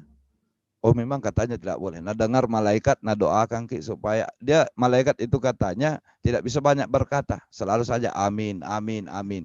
Jadi katanya menurut orang Bugis, bilang ki capu nih, dia tidak dengar langsung amin, maka habislah kita. Tidak boleh banyak orang Bugis mengatakan dek gagah. Mah, kau mau pega warak, oh dek na gagah, capu nih, oh habis kita. Disebutlah oh makun recilaka ya. Nah, keluarga celaka ini, sial. Itu membawa sial katanya. Maka banyak pergantian kata. Kamu pega erode ewen ero. Walaki, masih impo. Ya, dia nak ada makuran nih. Maka demi masih impo. Pengertiannya murah. Artinya sudah tidak banyak. Atau menyatakan dek namega. Kalau habis dia nyatakan angka pasidale. Nanti ada lagi rezeki. Amin. Nah, malaikat mendengarkan yang di sudut rumah. Amin. Nah, bagaimana laki-laki supaya jangan banyak pertanyaan. Jangan sampai dia bertanya yang tidak diharapkan itu menjadi sesuatu yang bisa mendatangkan sial. Ini menurut pandang orang Bugis. Aja mau ke tanah. Kau yang buka Pak Bereseng. Tempat beras. Periksa. Tinggal setengah. Maka dia ambil inisiatif pergi beli.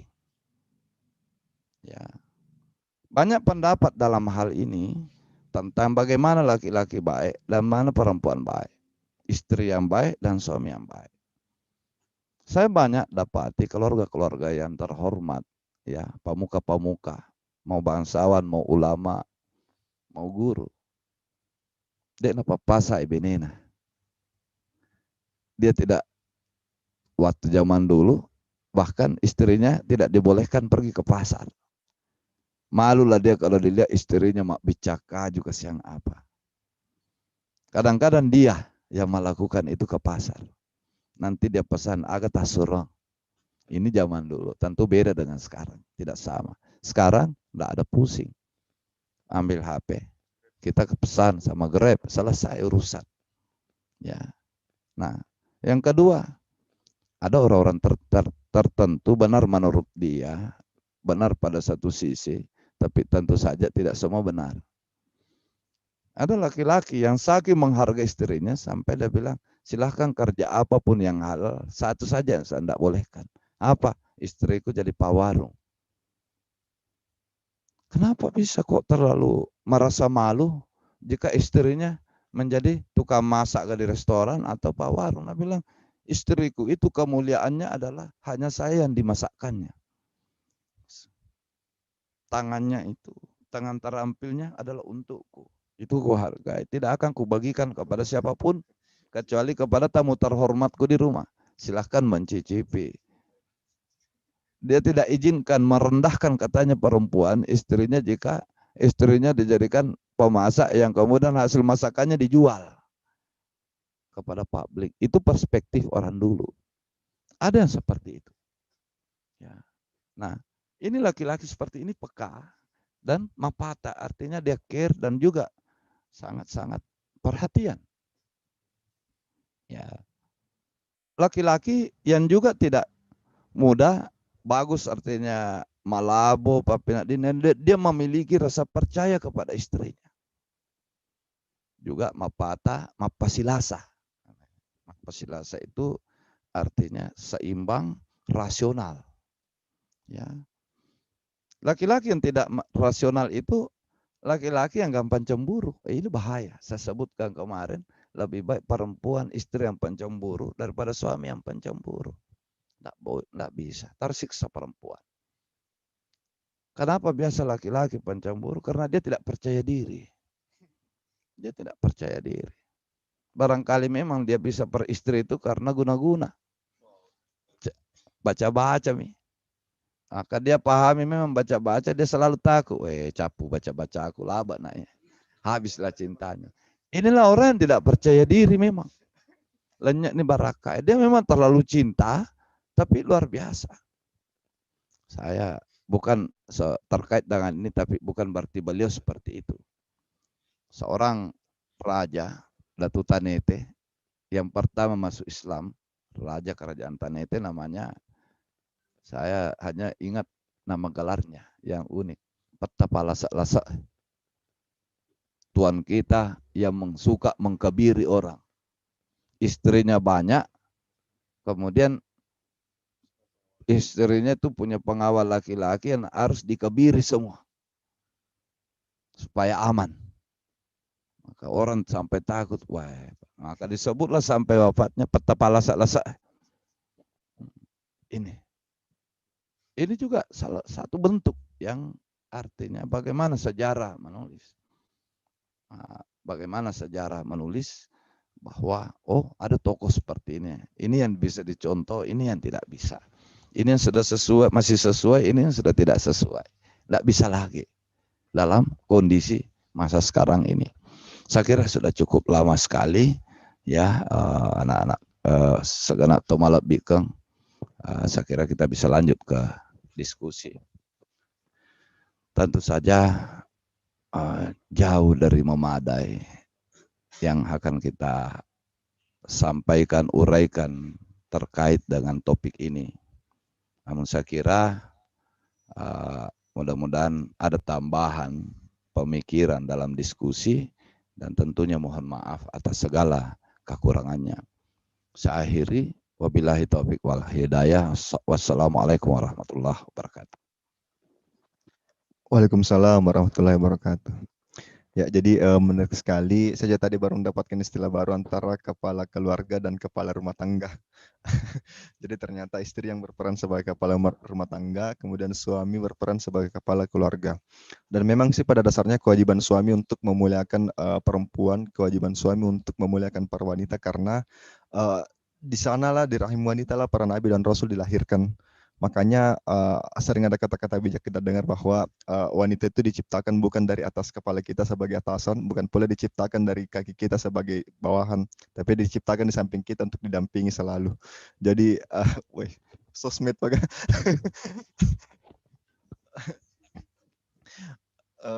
Banyak sekali tadi istilah-istilah baru yang kita dengar, matutu, mapasilasa, dan sebagainya. Saya lihat ada beberapa pertanyaan yang sangat menarik. Saya bacakan dulu sebelum saya sampaikan ke Puang. Ini dari Ato, muridnya Syekh Kangur. Jadi malam ini ada murid dan syekhnya yang hadir di kelas kita. Ada juga Abdurrahman. Izin bertanya, bagaimana seharusnya seorang suami bersikap jika penghasilan istri lebih banyak daripada suaminya? Menarik sekali pertanyaannya dan mungkin setelah kajian kita malam hari ini kita akan kembali membuka buku-buku mungkin tentang laki-laki, buku-buku tentang perempuan dan barangkali bisa jadi ada perdebatan perspektif di antara kita. Namun tidak apa-apa kita diskusikan untuk mencari jalan tengah, untuk mencari jalan keluar bagaimana bahtera rumah tangga yang diidam-idamkan bisa sesuai dengan apa yang diharapkan. Dan memang jika kita menikah persoalannya hanya tentang uang, maka sampai akhir hayat kita akan selalu bermasalah dengan uang. Begitu pula jika kita mencintai sesuatu hanya karena parasnya, sampai kapanpun kita akan terus bermasalah dengan parasnya. Cinta itu bisa saja hilang seketika karena ada rasa yang bergerak di sini. Semoga juga pertemuan kita pada malam hari ini itu energi yang di-share langsung kan dari Jalan Nadi Makalau.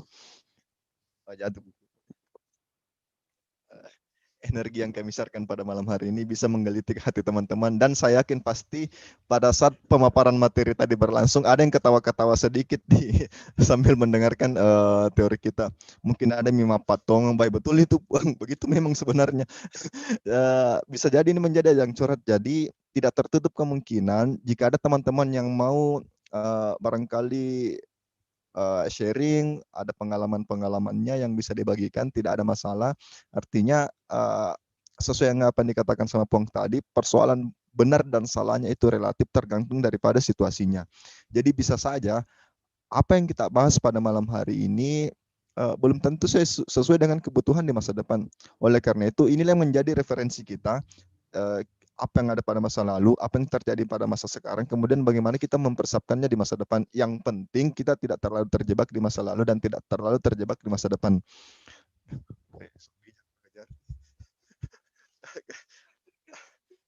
Masih ada pertanyaan?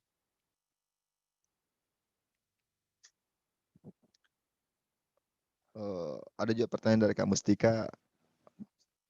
Jales Veva Jayamahe Kak, Kak Mustika. Ada juga pertanyaan dari Sabriati, izin bertanya kepada Puang sekaligus pemateri yang luar biasa pada malam ini. Pertanyaan saya, 1. Bagaimana solusi terhadap rumah tangga yang hampir bubar dikarenakan mereka hanya ingin didengarkan? Bagaimana maksudnya? Bagaimana solusi terhadap rumah tangga yang hampir bubar dikarenakan mereka hanya ingin didengarkan? Mungkin nanti dijawab sama Puang. Kemudian saya memiliki tetangga. Insya Allah malam ini kita gibah mulia dan dusta mulia. Apa yang kita kaji? Saya memiliki tetangga, istrinya yang menjadi tulang punggung, maksudnya dia yang bekerja, memasak, dan lainnya. Sedangkan suaminya ini cuma tinggal di rumah, tapi rajin ke masjid atau ibadahnya bisa dibilang bagus. Bagaimana tanggapan Puang? Barangkali jika kita, bukan Pak, jika kita beribadah minta uang di masjid mungkin tidak berjatuhan itu uang seperti daun-daun di depannya mimbar khutbah. kecuali suaminya sementara berdoa di masjid, ada istrinya yang bawa uang lempar-lemparkan nih di dalam masjid, bisa jadi seperti itu. Ya, sembari saya bercolot di sini, ada juga buku yang saya ulang lagi bagi teman-teman yang mau pesan, buku dari Ayahanda Ustadz Budiman, dalam waktu dekat. Bisa dihubungi Rumah Baca dan Karya Sekalian, bisa jadi dihubungi Sampan Institute. Untuk membelinya ada banyak tulisan yang menarik di sini, ada babnya berfatwa atau berdakwah dan sebagainya. Nah, buku yang satu ini karya langsung dari pemateri kita yang diedit sama Kak Ilham Mustamin, bertahan di tengah gempuran budaya massa.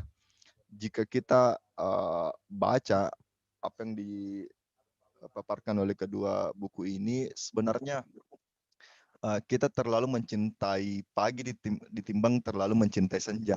Artinya kita terlalu banyak berharap tapi kurang merenung. Oleh karena itu merenung inilah yang perlu untuk kita lakukan. Yang penting jangan merenung terus, karena jika kita terlalu banyak merenung, secara tidak langsung kita menjustifikasi diri kita, seakan-akan tidak ada apa-apa saya tidak ada yang bisa kulakukan dan sebagainya, sehingga ini menjadikan kita sebagai pemuda-pemudi yang malas.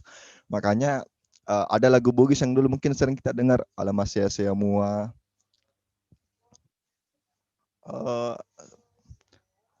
Bisa dinyanyikan nanti sama Ibu Umaymah, alamak sia-sia mua. Tadi saya dengar lumayan bagus suaranya.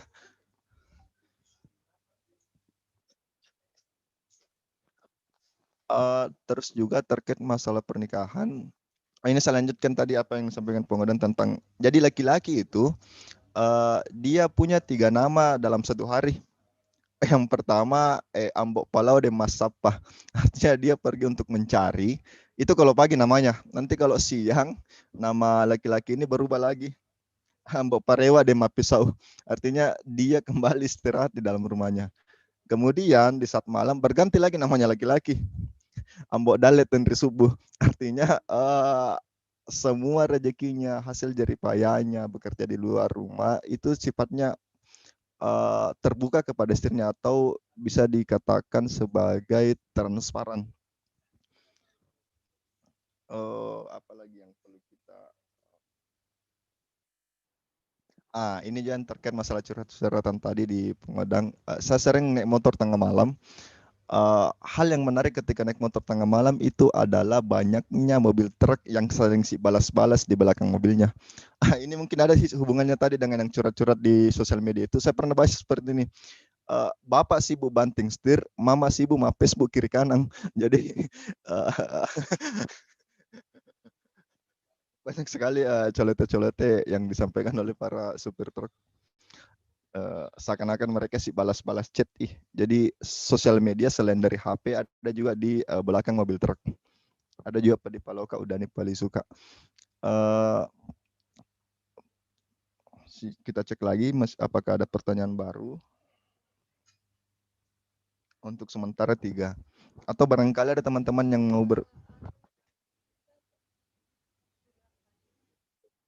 Sudah? Belum.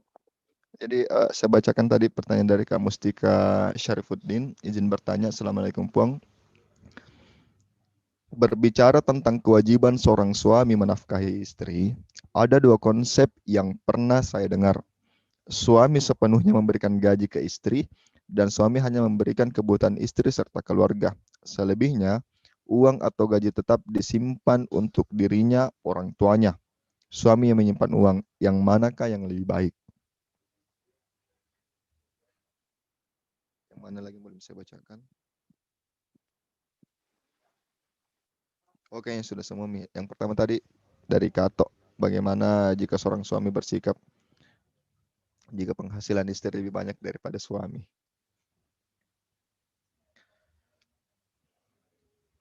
Ya, sambil menunggu Puang, jadi sedikit informasi, beliau ada teleponan penting dulu, yang tidak bisa ditinggalkan juga, mungkin sekitar 5 menit lagi, baru beliau bergabung bersama kita. Jadi siaran langsung kita pada malam hari ini tuh tidak seperti biasanya di Gedung Tumala Epicenter. Malam hari ini kita siaran langsung di Andi Makulau Street, di Jalan Andi Makulau, di kediaman Ibu Umaymah.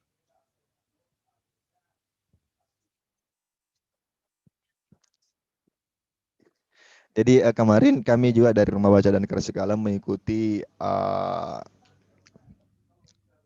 fokus group discussion yang diadakan Dinas Pendidikan dan Kebudayaan Kota Parepare. Di situ dijelaskan untuk menjadi cagar budaya minimal 50 tahun umurnya benda itu ataupun tempat itu. Jadi bisa saja tidak jika kegiatan kita ini lancar 50 tahun ke depan dan kita adakan kegiatan di rumahnya Ibu Umay, rumahnya bisa jadi cagar budaya. Bisa saja seperti itu. Mungkin ada ya, siapa tahu ada teman-teman yang mau resen, yang mau bercerita, barangkali ada juga Kak Abdurrahman Wahid, Kak Kepala Sekolah, yang mau menyampaikan pesan dan pesannya, karena saya hanya tata usaha.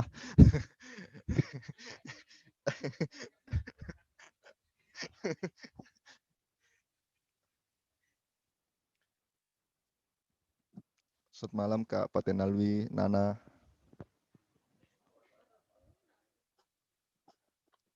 Cek Kak Kangur.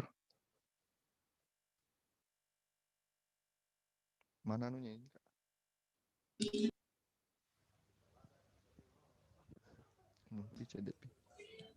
Lanjut Rudi. Oh iya Kak.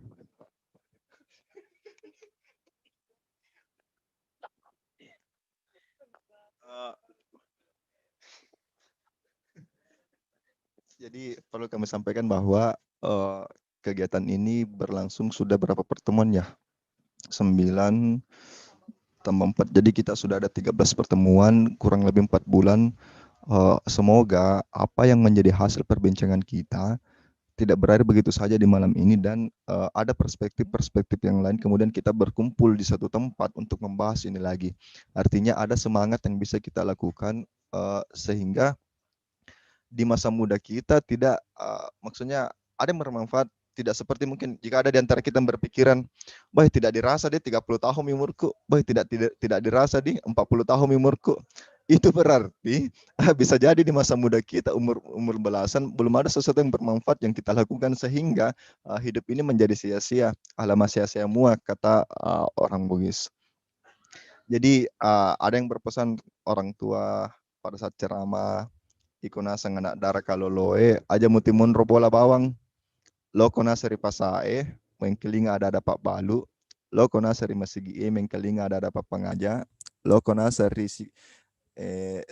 risiko lain mengkeling ada dapat disengang memuari nata giling atimu mulo sapa dalemu. Jadi artinya wahai para pemudi-pemuda, janganlah terlalu lama tinggal di rumahmu. Pergilah ke pasar untuk mendengarkan kata-kata penjual. Yang penting bukan penjual yang yang sakit kepala, sakit perut, bukan. Maksudnya ada narasi, ada kehidupan yang bisa kita dengarkan di sana. Pergilah ke masjid untuk mendengarkan nasihat-nasihat agama. Pergilah ke sekolah untuk mendapatkan ilmu pengetahuan sehingga ada yang mengunggah hati kita. Ada yang bisa membuat kita sadar bahwa oh ternyata bukan seperti itu tujuanku untuk hidup. Belajar itu suatu kewajiban, tapi pintar itu belum tentu karena masing-masing manusia punya jatahnya masing-masing dari Tuhan. Jadi tidak mesti ada seseorang kita jadikan sebagai teladan. Misalkan tidak mungkin saya ada penguat dan idakanku dalam hatiku, bah muka seperti pundang. Tidak mungkin seperti itu karena memang setiap manusia punya jatahnya masing-masing dari Tuhan. Berdasarkan konsep kemarin kami diskusi di Balai Serumpun bersama ada Kak Dirja dan Kak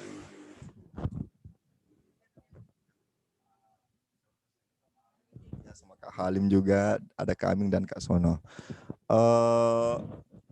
Perbincangan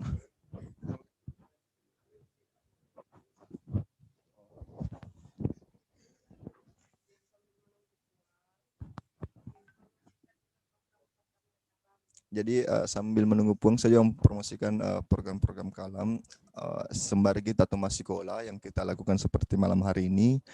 Kita juga ada program mengaji tudang yang dibawakan oleh Gustafir.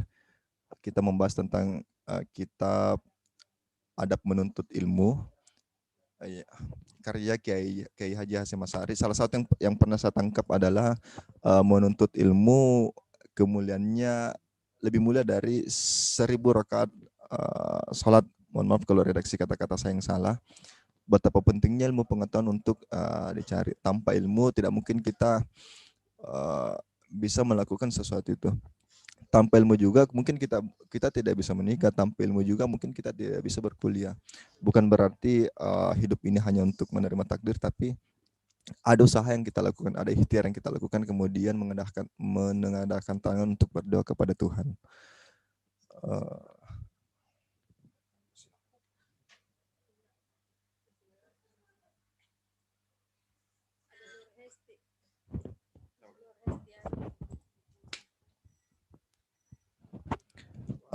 Ada pertanyaan dari Nur Histiani 19/2841.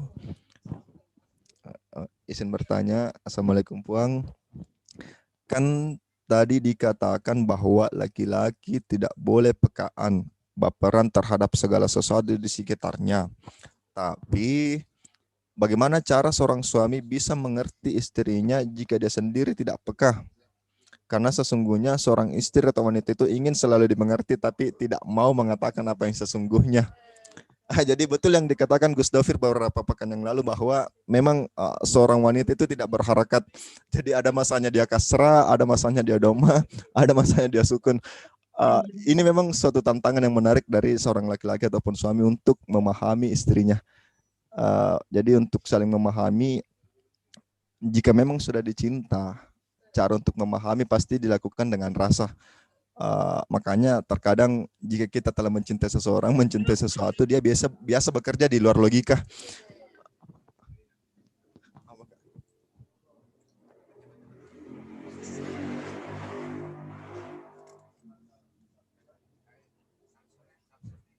Oh iya, ada permintaan dari netizen. Jadi bagi teman-teman bisa nonton ulang siaran kita pada malam hari ini di YouTube Rumah Baca dan Kreasi Kalam, ada tombol subscribe di situ dan lonceng,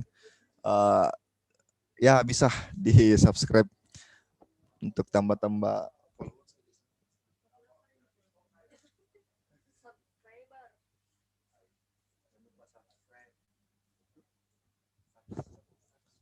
Ya, berdasarkan pengalaman juga yang pernah saya rasakan waktu kecil, apa yang disampaikan pengundang betul apa yang saya alami waktu zaman kanak-kanak, di mana ketika bisa jadi mungkin ibu yang memarahi tapi bapak yang diam, kemudian bapak yang nasihati, jangan seperti itu, nanti ibu yang marah. Itu betul-betul yang pernah saya rasakan juga, barangkali salah satu didikannya.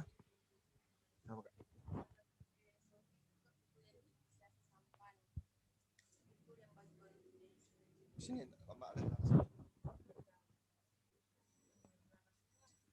ya pandaku topi.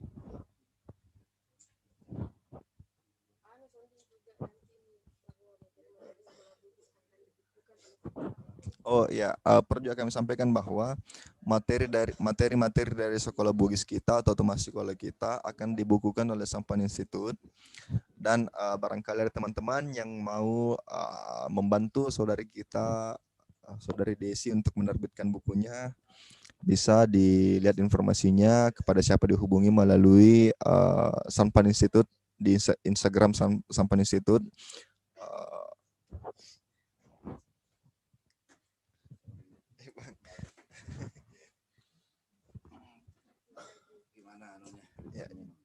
Iya, Pak. Jadi ini Pak ada 4 pertanyaan. Bisa bertanya, Kak? Oh ya.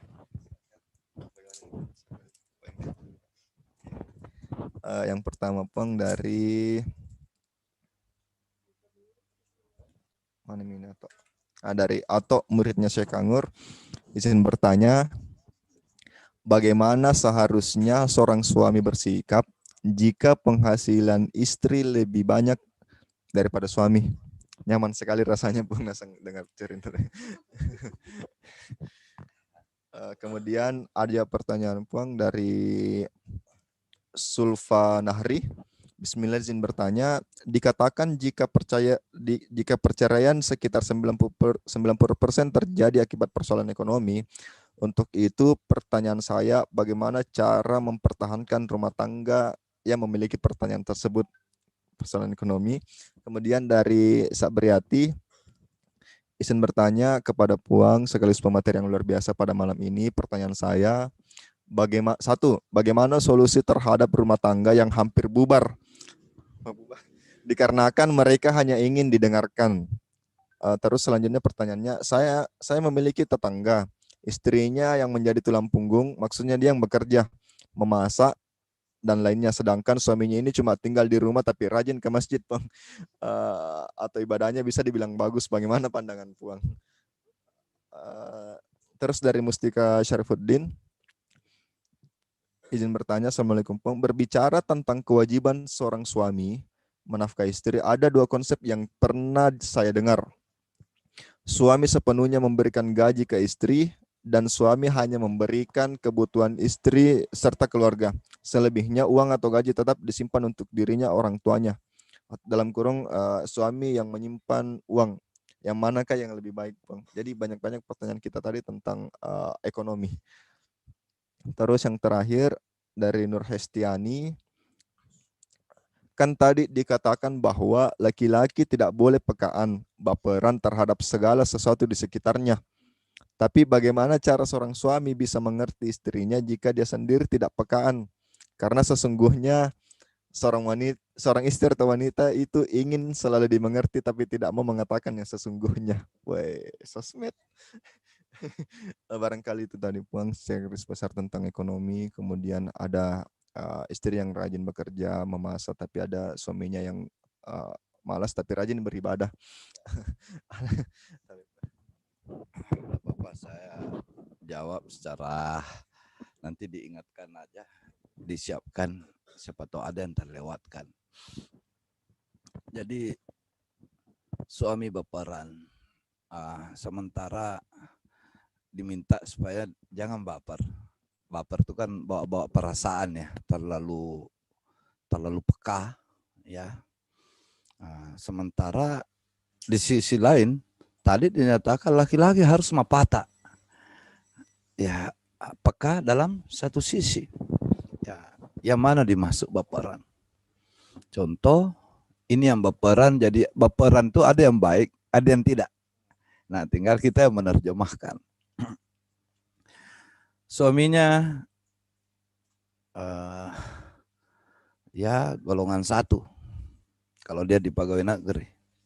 Istrinya golongan 4C. Ya. Lebih tinggi penghasilan istri ya daripada suami.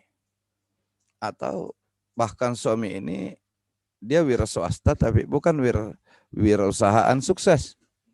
Betul dangkar rugi. Istrinya pengusaha sukses. Ya. Nah, di situ biasa kadang-kadang laki-laki baperan. Ya. Contoh, saya pernah ada kemenakan pegawai negeri, suaminya bukan. Dulu dia tanya sama saya. Begitu pula ada yang sebaliknya. Kemanakanku punya pacar, calon istrinya adalah pegawai negeri. Saya nyatakan, gimana kalau dalam suatu waktu acara kantor tuh bisa jadi tur. Kalau kau ikut, nah, kau ini anggaplah istrimu sudah lurah, ibu lurah, bukan berarti kau Pak Lurah. Ya, suaminya aja Bu Lurah. Dan kau gampang merasa ketemu dengan suaminya temannya istrimu yang sudah ini, kalau kau belum sukses apa-apa misalnya, kau gampang menjadi kecil hati. Ya, di situ sangat berpengaruh. Ada orang sampai cerai gara-gara itu. Ya, tuli pelai ko bicara ogi cede-cede anu mi kasih megalada kasih nah. Ya, olehnya itu memang sebelum menikah itu harus betul-betul harus dipikirkan masa-masa. Gampang. Kalau belum menikah itu komitmen. Bagaimana? Bisa enggak kau terima saya cuma seperti ini? Ya, kau kan bagus kerjamu. Wih, bukan kerjamu sayang. Yang kubutuhkan adalah dirimu. Tapi ketika sudah menikah, kadang-kadang lain lagi ceritanya. Ya, kadang-kadang istri sudah bagus. Tapi si suami ini yang terlalu melankolis. Ya, cedek-cedek nalas ya alena aku memang itu kasih ini. Padahal tidak ada tujuannya. Istrinya. Ya. Pak, kan suaminya golongan 2. Mana gaji tak? Saya cari nafkah aku. Weh, ini lagi nah. Lebih tinggi gajimu dari saya, kenapa lagi? Mentang-mentang lah kau tanya. Sedikit gajiku, mesti lagi mau ambil. Bukan begitu. Katanya istrinya, bukan persoalan banyak sedikitnya. Yang saya inginkan adalah hasil keringatmu. Ya. Yang kurindukan adalah hasil perjuanganmu. Tapi dia baperan. Ya. Sekalinya dia tamatan SMP, istrinya S3. Maka dibikinkan kartu keluarga. Di situ ada pendidikan. Baper sih lagi. Kami kasih ide. Kami kasih. Maka memang laki-laki Bugis itu dituntut untuk perkasa. Bagaimana caramu supaya perkasa? Lo sompa. Dulu sompa itu bukan kayak sekarang bilang naik pesawat sampai naik kapal laut pelni aman. Dulu tidak. Tantangan pertama adalah selamat dari gelombang lautan, angin topan. Itu sudah menguji mentalnya. Sampai memang barangkali dia tidak akan menjadi orang yang sukses dari segi materi. Tapi dia akan tumbuh berkat tempaan kehidupan, pengalaman hidup. Maka dia menikah ketika dia sudah memiliki kepribadian yang kuat. Salah satu sisi seorang pemimpin itu adalah memiliki kepribadian kuat. Di mana bapernya yang perlu? Bapernya adalah perhatiannya terhadap istri. Perhatian dalam konteks mendidik, karena dia memang adalah pendidik. Tidak bisa juga terlalu perhatian akhirnya sifatnya memanjakan berlebihan, salah juga. Itu yang seperti yang dicerita. Laki-laki yang kemudian curhat, menulis di buku hariannya, istriku tahun pertama ngaji istri. Tahun kedua sudah jadi satpam, tahun ketiga sudah jadi polisi, tahun ketiga jadi jasa, tahun keempat menjadi hakim. Kemudian tahun kelima, Tuhan nih. Semua segalanya. Ia yang maha mengetahui. Ia yang maha menentukan. Ia yang maha kuasa. Iya. Kenapa? Karena dia terbiasa memanjakan. Ya, tadinya dia bukan istri, bukan wanita yang manja. Dia wanita yang biasa aja, baik. Tapi karena dia yang mendidik segalanya, sudah mi sayang, apa-apa keperluanmu sayang, bilang ki sayang. Nah, terlalu meresah, terlalu mesra, taliwa-liwa. Orangnya banyak sanar. Iya. Dia tidak tahu akibatnya. Naturuti semua. Akhirnya perempuan ini lama-lama sudah merasa nyaman, dininabobokan, dituruti. Satu kali gagal, tidak sesuai dengan keinginannya, maka dia tunjukkan ketidaksenangannya. Balik badan, nak kasih mi punggung, kemudian sengaja memasang wajah cemberut. Nah semua juga begitu, mau laki-laki mau perempuan, terlalu dimanjakan, dituruti akan seperti itu. Siapa yang salah? Suami. Tadinya dia bersama kucing. Karena caranya memanjakan, tumbuh sehat itu kucing menjadi harimau. Telinganya sendiri yang digigit. Itu siapa salah? Ya suami. Dia tidak disebut mapasilasa. Mapasilasa artinya tidak mapasitin aja. Ya. Begitu pula dengan persoalan penghasilan. Bagaimana yang bijaksana? Tidak bisa matapi gunting. Nanti istrinya kasih kau jatah 100.000 per hari. Ada mie ikan, ada mie gas, ada mie apa, ada mie beras, ada mie sayur. Ada semua mie. Uang jajannya anak-anak. Dia yang jatah semua. Tidak bisa laki-laki seperti itu. Kalau dia gaji, makan gaji artinya dia pegawai. Maka semua gajinya itu diserahkan kepada istrinya. Di daftar gaji itu kalau dia yang menjadi penjamin, tunjangan, pemegang ini, maka itu haknya istrinya, anaknya. Tidak bisa tidak. Lalu yang mana diberikan kepada orang tua? Ini banyak orang saya tanyai tentang itu. Banyak jawaban, tapi yang saya setujui adalah gaji dikasih kepada istri. Tidak bisa tidak. Yang kau berikan kepada keluargamu adalah penghasilan lainmu. Kalau dia pegawai negeri, di situ menjadi pekerjaan pokoknya, maka semua itu haknya istri. Istri yang mengatur. Bagaimana nanti kalau istri salah mengatur? Ajari, wi. Ya. Jangan karena kau takut salah atur, baru kau tidak kasih. Apa ditaukan? Kalau salah atur, mana caranya, dek? Gaji 7 juta, 1 minggu habis. Apa mau beli? Nah pergi saja mall sedikit-sedikit, buka HP, marketplace, apa dan lain-lain. Jangkit. Bagaimana caranya? Jadi lagi laki-laki yang patah, laki-laki yang tenggang rasa. Sudah salah istri, dia mengajari, dia mendidik, tapi dengan cara yang bahasa yang baik. Makanya sangat bagus sekali itu jika dimulai hubungan awal suami istri itu adalah itu yang kemarin disebut sifat lebih. Ajak musiko-iko, jangan ada bahasa kamu. Ajak mau taliwat-liwat hani. Ya sayang. Ya sesak di masiri mangkalinge. Ya kebahawan nih. Iya. Dulu tulis si pakai yolona tahu mentah-mentah sudah halal. Itu OGE dan akor bahasanya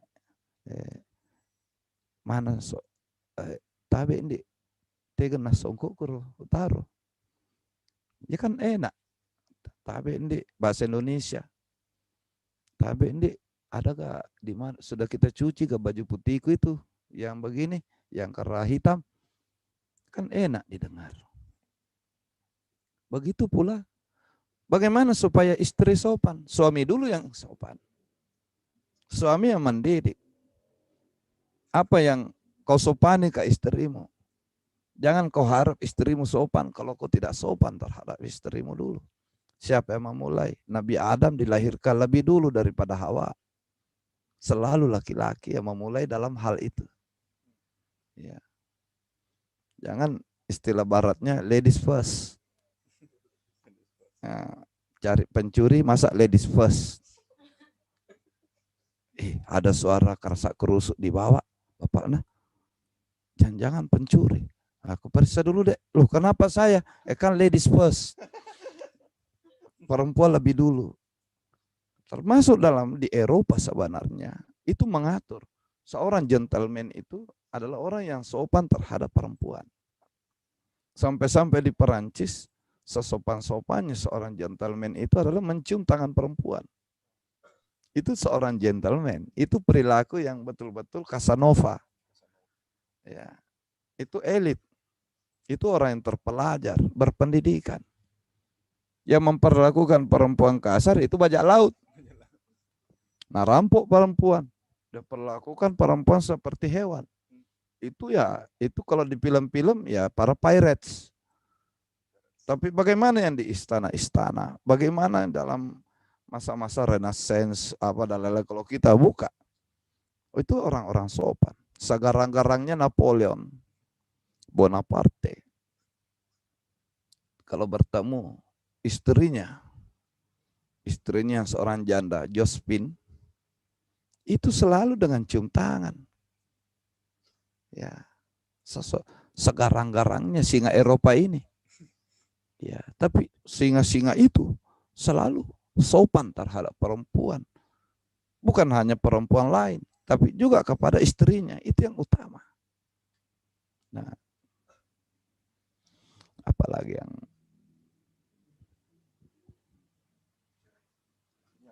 tentang cerai, persoalan ekonomi 90%.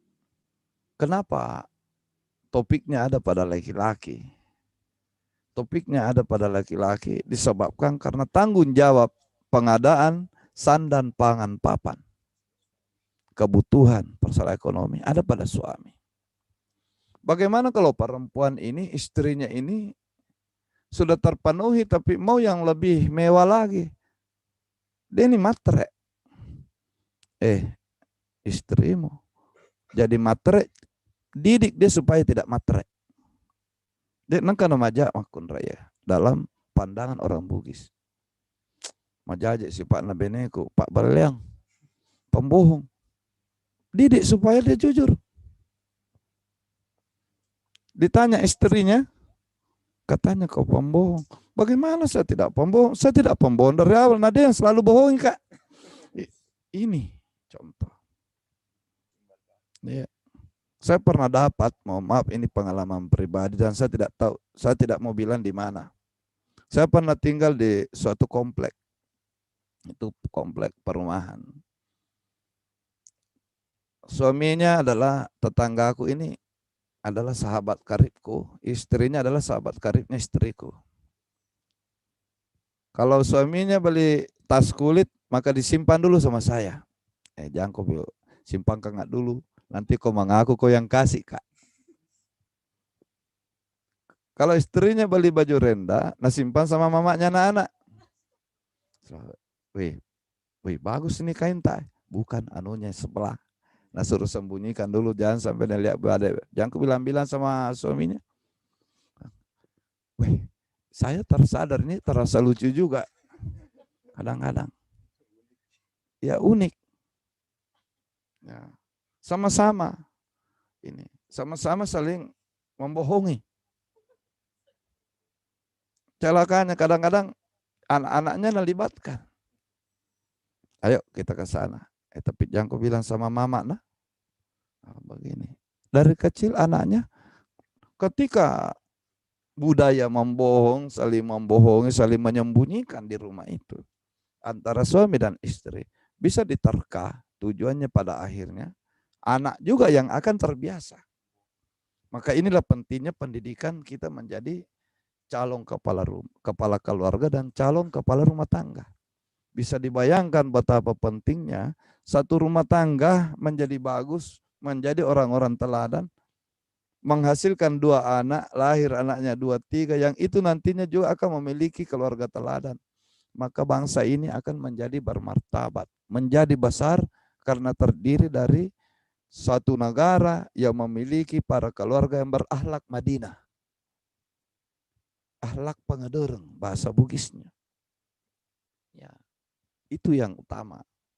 Nah, saya rasa dalam hal ini ekonomi itu memang menjadi ujian berat. Selalu yang menjadi berperang itu adalah kebutuhan nafkah lahir yang selalu berperan dengan nafkah batin. Kedua-duanya harus silasa, harus harmonis. Bagaimana kau suruh bijak, nah kita lapar? Ya, tidak bisa. Harus berusaha. Hidup ini harus diperjuangkan. Tapi kan itu ketentuan Allah. Tidak masalah. Saya yakin seorang istri bisa memahami dan bahkan bisa merasa kasihan dan bisa membantu suaminya kalau dilihatnya bahwa suaminya itu betul-betul berupaya keras. Dia bukan orang yang sesuatu, contoh masalah ekonomi. Bagaimana tidak rusak ekonomi? Jam 11 siang baru bangun. Ya, tidak mau pergi mencari. Pulang jam 3 datang nih. Pulang. Sampai di rumah langsung ambil sarungnya. Pergi main ayam dibawa. Sampai sore. Malam pergi main domino. Jam 2 subuh pulang. Baru tidur. Barangkali istrinya bisa sabar. Lama-lama ya mau dimasak tidak ada mi. Anak-anak kurang gizi mi. Anak-anak mau bayar uang sekolah tidak ada.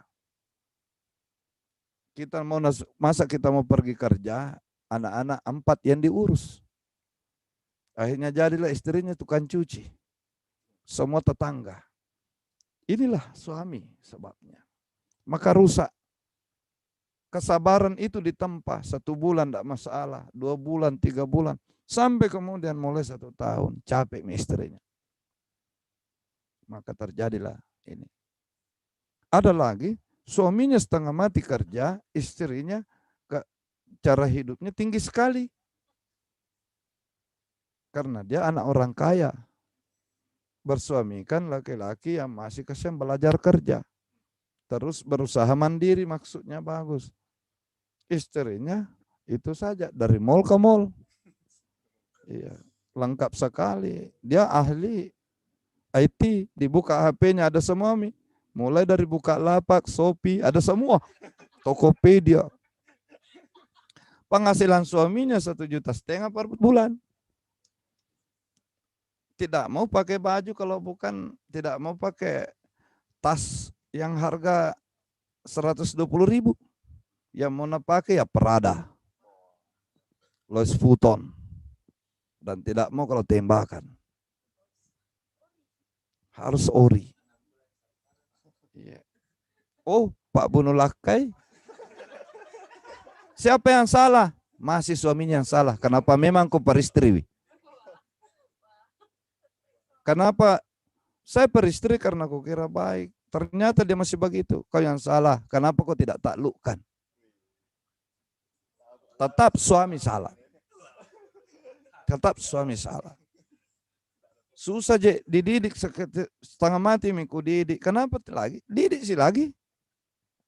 Iya. Kau yang nikahi, bukan dia nikahi kau. Logikanya seperti itu. Saya enggak tahu kalau dia berarti kau yang salah pilih, berarti kau bodoh. Enggak ada salahnya. Selalu laki-laki yang menjadi ini penyebab ekonomi terpuruk. Laki-laki yang salah. kita tentu merasa miris. Ada suatu kampung di Jawa Barat, ada itu di film sinetron itu. Kampung-kampung apa namanya, yang satu kampung itu istri terbiasa, memang itu ada. Istri jadi TKW. Suami tinggal di rumah, mengelola hasil kiriman istrinya, itulah yang rawat anak, antar anak pergi sekolah, perbaiki rumah dari uang, tidak ada nak kerja. Makanya di sana pos rondanya besar-besar. Karena rata-rata bapak-bapak yang jaga kampung, istrinya nak kasih TKW di Arab Saudi. Itu tidak bisa diterima dalam konteks budaya Bugis. Istilahnya kita orone kurasiri, laki-laki yang tidak bermartabat itu. Ya. Maka semua salah jika ini. Apalagi tadi.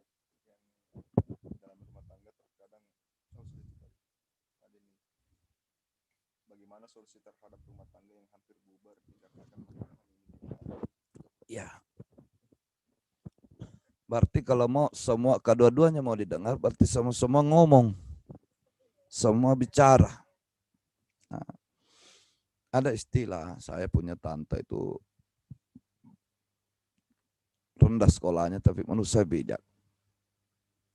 Jika ada kemanakannya, ada anaknya yang bertengkar dengan istrinya atau suaminya, selalu bilang, ya baje itu nasi salah ku setuju.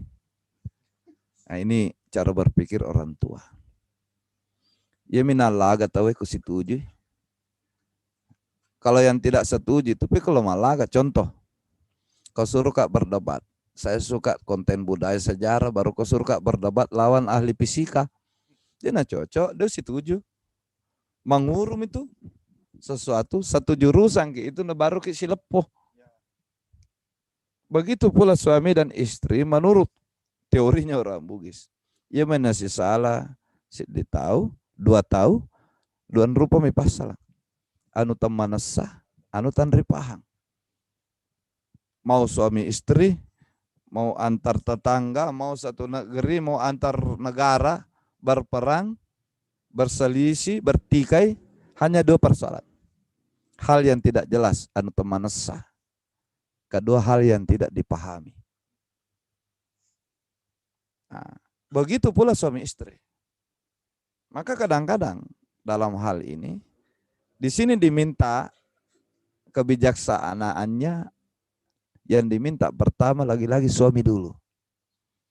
Marah istrimu aja mau pusilepoi ama koko iko.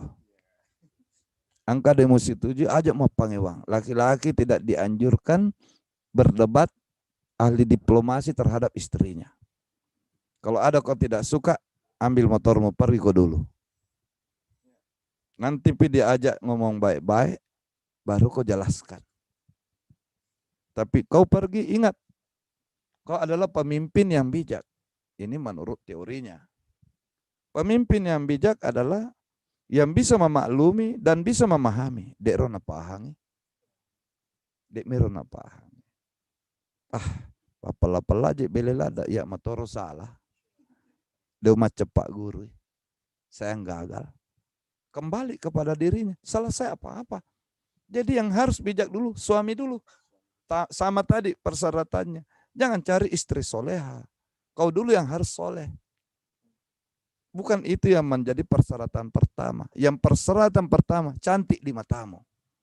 Jangan kau beristri kalau tidak cantik menurutmu. Menurut pandanganmu. Entah inner beauty-nya, cantik dari dalamnya. Sikap-sikapnya, itu cantik semua. Menurut seleramu. Jangan. Karena itu tidak bisa diperbaharui. Malah biasa berkurang seiring waktu. Malah harus dipupuk. Ibaratnya pohon, maka laki-laki yang memupuknya. Bagaimana itu bercahaya? Jangan naik darah.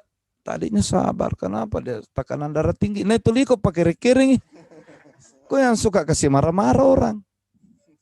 Tadinya kau disiplin. Kalau kau mau pergi kau bilang. Kalau dia tidak ada kau pakai WA. Kalau kau cari kak ada kak di sana. Lama-lama tidak mi. Baru tidak mau kelihatan HP-mu. Ada apa? Ini kadang-kadang seperti itu. Jadi orang emosi. orang marah. Kau banyak permintaan, banyak sekali seleramu, nah tidak ada uang mustor, apa mau dibelanja? Baru kau suka panggil teman-temanmu ke rumah makan, nah tidak mau kasih ki uang, di mana mau kita dapat? Akhirnya kita malu, istri yang malu, bukan suami yang malu sebenarnya. Jika ada teman-teman tidak ada bisa disuguhkan, itu kasihan. Istri yang menjadi tuduhan, tertuduh. Jangan-jangan orang kan gampang begini, pergi satu rumah 3 kali bertamu biar air panas tidak pernah keluar. Yang dalam pikiran tak itu pasti kita ini sebagai tamu, mau tahu kita laki-laki, mau tahu perempuan, makun rekut na boleh. Istri malas ini. Kita tidak tahu ternyata kasihan suaminya tidak pernah kasih uang belanja. Adalah dikasih sedikit sekali. Apa mau persiapkan, apa mau masak. Kita tidak pernah langsung dipikir pasti dia perempuan malas. Mah HP saja kerjanya. Mau WA saja kerjanya. Lain-lain. Tidak pernah dalam pemikiran kita bahwa suaminya yang kurang perhatian. Suaminya yang tidak mapata. Suaminya yang tidak matutu. Suaminya yang kurang peka. Artinya dalam konteks peka yang baik. Itu. Makanya di dunia ini, di kehidupan dan kemudian di akhirat kelak, pertanggungjawaban suami itu luar biasa.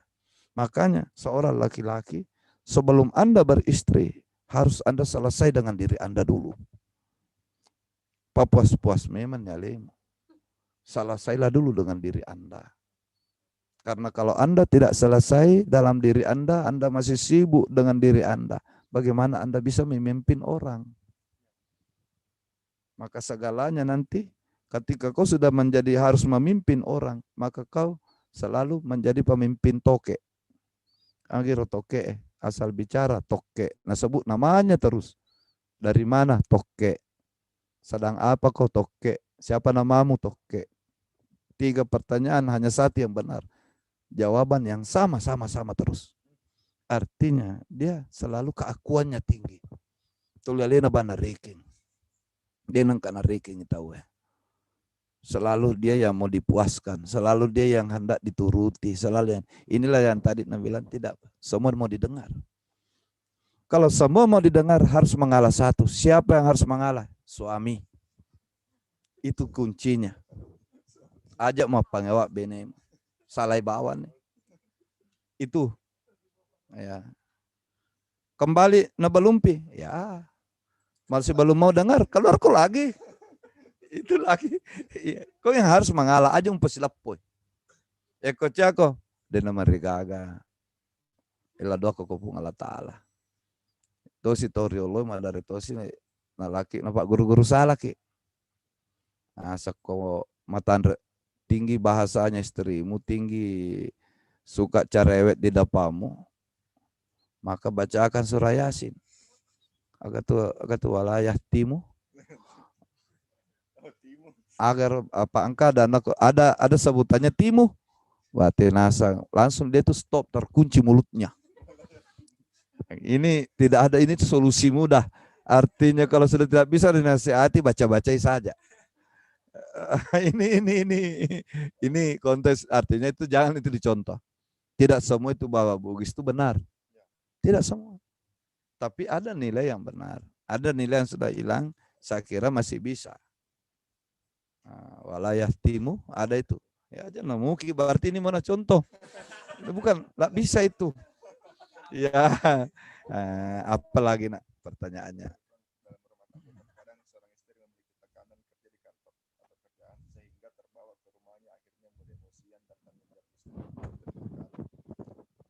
Itu nanti di bagian ini. Sebenarnya saya percaya bahwa sebenarnya kondisinya bagaimanapun nafkah kebutuhan di rumah itu bukan tanggung jawab pokoknya istri. Tanggung jawabnya laki-laki. Nah, bagaimana jika istri disebabkan karena tekanan di kantor, akhirnya terbawa sampai di rumah menjadi stres, maka semua orang jadikan sasaran pelampiasan. kepada suaminya, kepada anaknya. Itu salah. Lalu di antara keduanya, siapa yang paling salah? Suaminya salah. Kenapa kok biarkan kerja? Tidak mau, bujuk. Tidak mau, bujuk sih lagi. Tidak mau ketiga kali ini lah, carikan ketu gantimu. Masih maukah? Tidak, ku ganti dek. Ku cari di serepnya. Ku carikan ke orang kedua. Saya butuh dirawat. Apa lagi?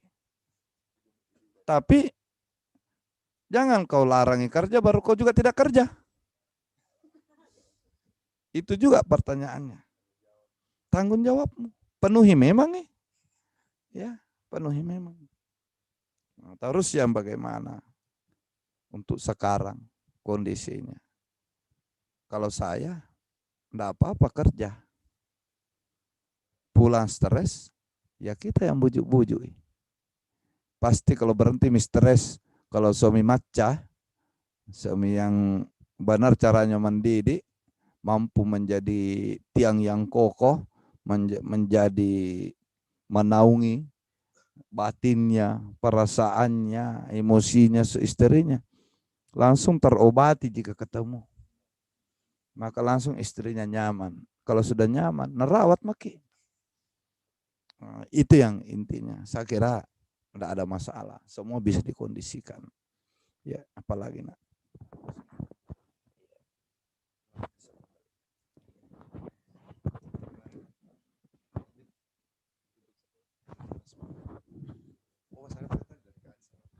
Masih ada satu pertanyaan Kang dari Kak Asrat.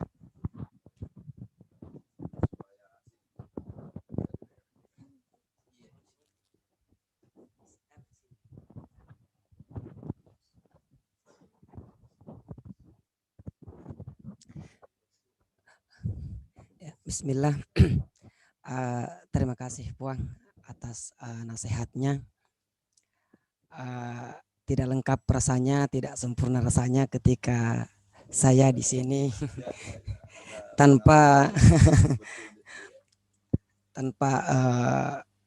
mempertanyakan, karena saya berharap solusi nasihat barakah dari Puang. Tidak ada, sebenarnya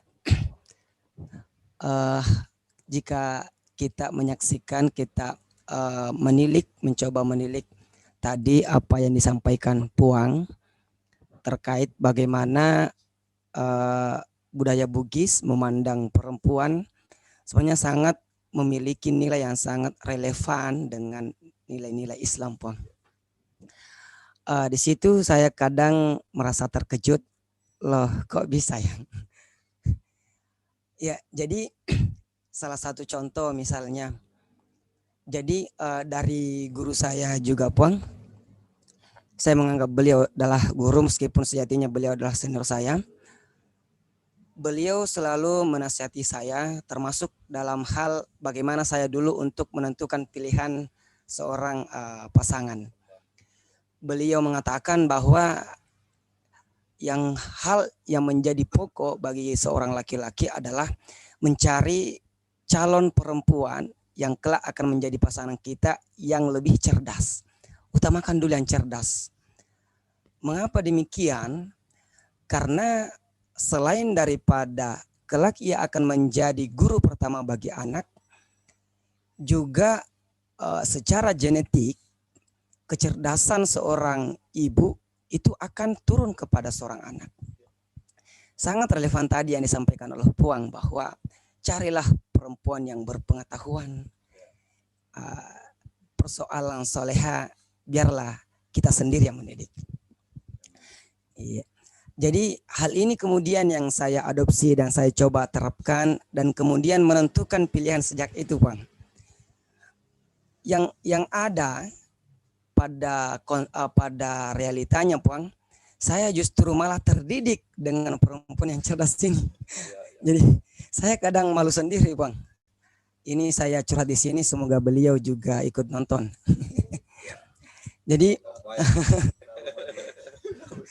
Jadi banyak nilai-nilai yang cukup etis yang saya dapatkan dari beliau justru pasca pernikahan saya, Bang.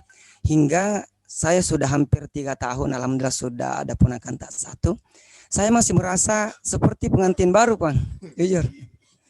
Jadi hanya karena nilai-nilai filosofis kecerdasan itu yang kemudian menghantarkan saya kepada alhamdulillah kebahagiaan pada saat ini. Jadi seperti misalnya kemarin, Bang. Kemarin kebetulan karena biasanya saya balik dari kerja jam 7, jam 6 paling cepat.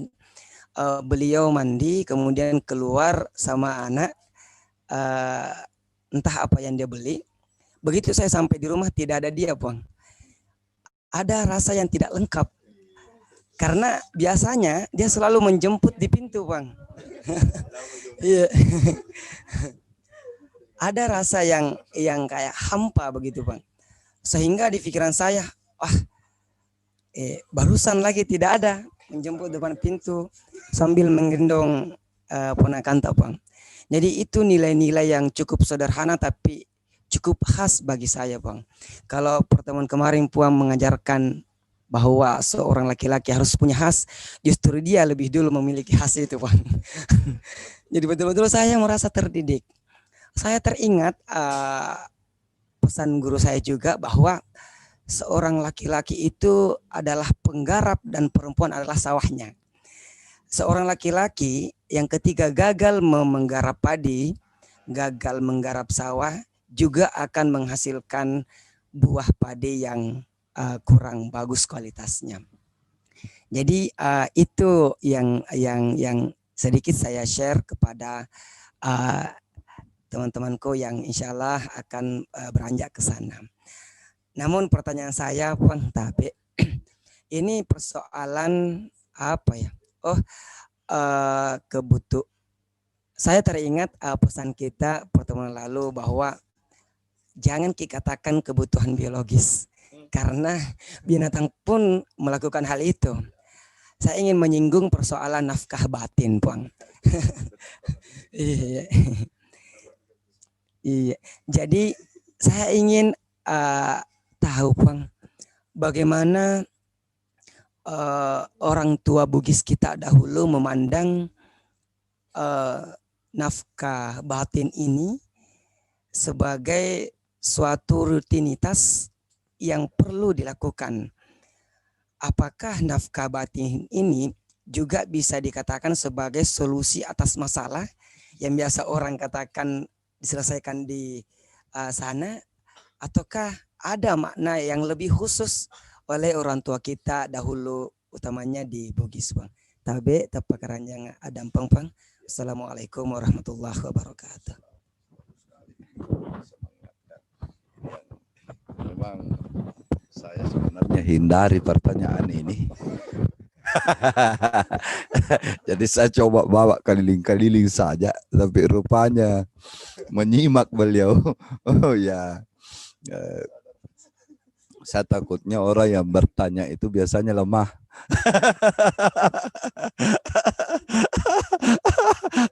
Ini seloroh ya, main-main. Ya, tapi itu penting, nafkah lahir dan nafkah batin. Saya dulu masih remaja itu ada bioskop. Jadi bioskop itu tidak semua film itu ditayangkan jam siang, jam 2 dan jam 8 malam. Ada film itu yang hanya bisa ditayangkan namanya midnight show, pertunjukan tengah malam. Itu rata-rata yang umur 17 tahun. Sekarang ditambah 1 tahun, 18 tahun ke atas. Saya kira tidak apa-apa. Gini, perspektif pengetahuan Bugis. Jadi Bugis itu Makassar, Mandar, Toraja, dan lain-lain ya. Itu dikenal, ada dalam catatan Lontara itu antara lain menyangkut persoalan nafkah batin ini ditulis pada Lontara Sebo, itu juga yang disebut Lontara Asikalai Beneng kalau dalam bahasa Makassar. Kemudian juga disebut pada Lontara Pak Diseng Sakerupa, itu juga tertulis seperti itu ada. Sejauh yang dapat saya baca, itu tidak ada yang dikhususkan untuk perempuan. Paling yang untuk perempuan itu hanya cenin rara. Ini yang mau baca supaya pandangan suamimu selalu menyamang, selalu bercerah kalau lihat kau. Tapi di situ juga disebut, kalaupun kau baca jangan kau yang cemberut. Ya, ia mau baca, ia mau pegawai. Kebanyakan 99,99% itu kepada laki-laki. Ya. Bagaimana laki-laki yang menjadi tutornya, laki-laki juga yang menjadi lokomotifnya. Perempuan itu gerbong di situ. Sampai dinyatakan bahwa Andalah yang menikahi. Ya, Andalah yang menikah. Meskipun Anda dinikahkan oleh orang tuanya. Tapi Andalah yang mengucapkan ijab kabul itu. Maka Andalah yang memiliki inisiatif. Itu satu. Bagaimana ini persoalan kebutuhan. Ya, olehnya itu disebut bahwa laki-laki jangan selalu tampil lusuh menurut di situ. Ya, kau tahu bahwa istrimu suka kalau harum-harum, bersih-bersih. Maka kau harus mampu harum-harum, bersih-bersih untuk membangkitkannya. Kemudian sebelum melakukan ibadah itu, jadi saya sebut ibadah, kasih nyaman dulu perasaannya. Jangan tiba-tiba kau datang, menurut sabda Rasul, kau akan berdosa, tidak akan diampuni dosamu sampai pagi jika kau menolak. Tidak bisa begitu. Itu penodong namanya. Tidak bisa. Saya diceritakan oleh almarhum ayahanda saya. Sayangnya saya terlambat juga. Ada mana anakku baru kena ceritakan. Jadi di Belawa itu ada orang tua, anaknya itu 11 orang, jadi semua, sukses semua anaknya. Itu menurut standar saya.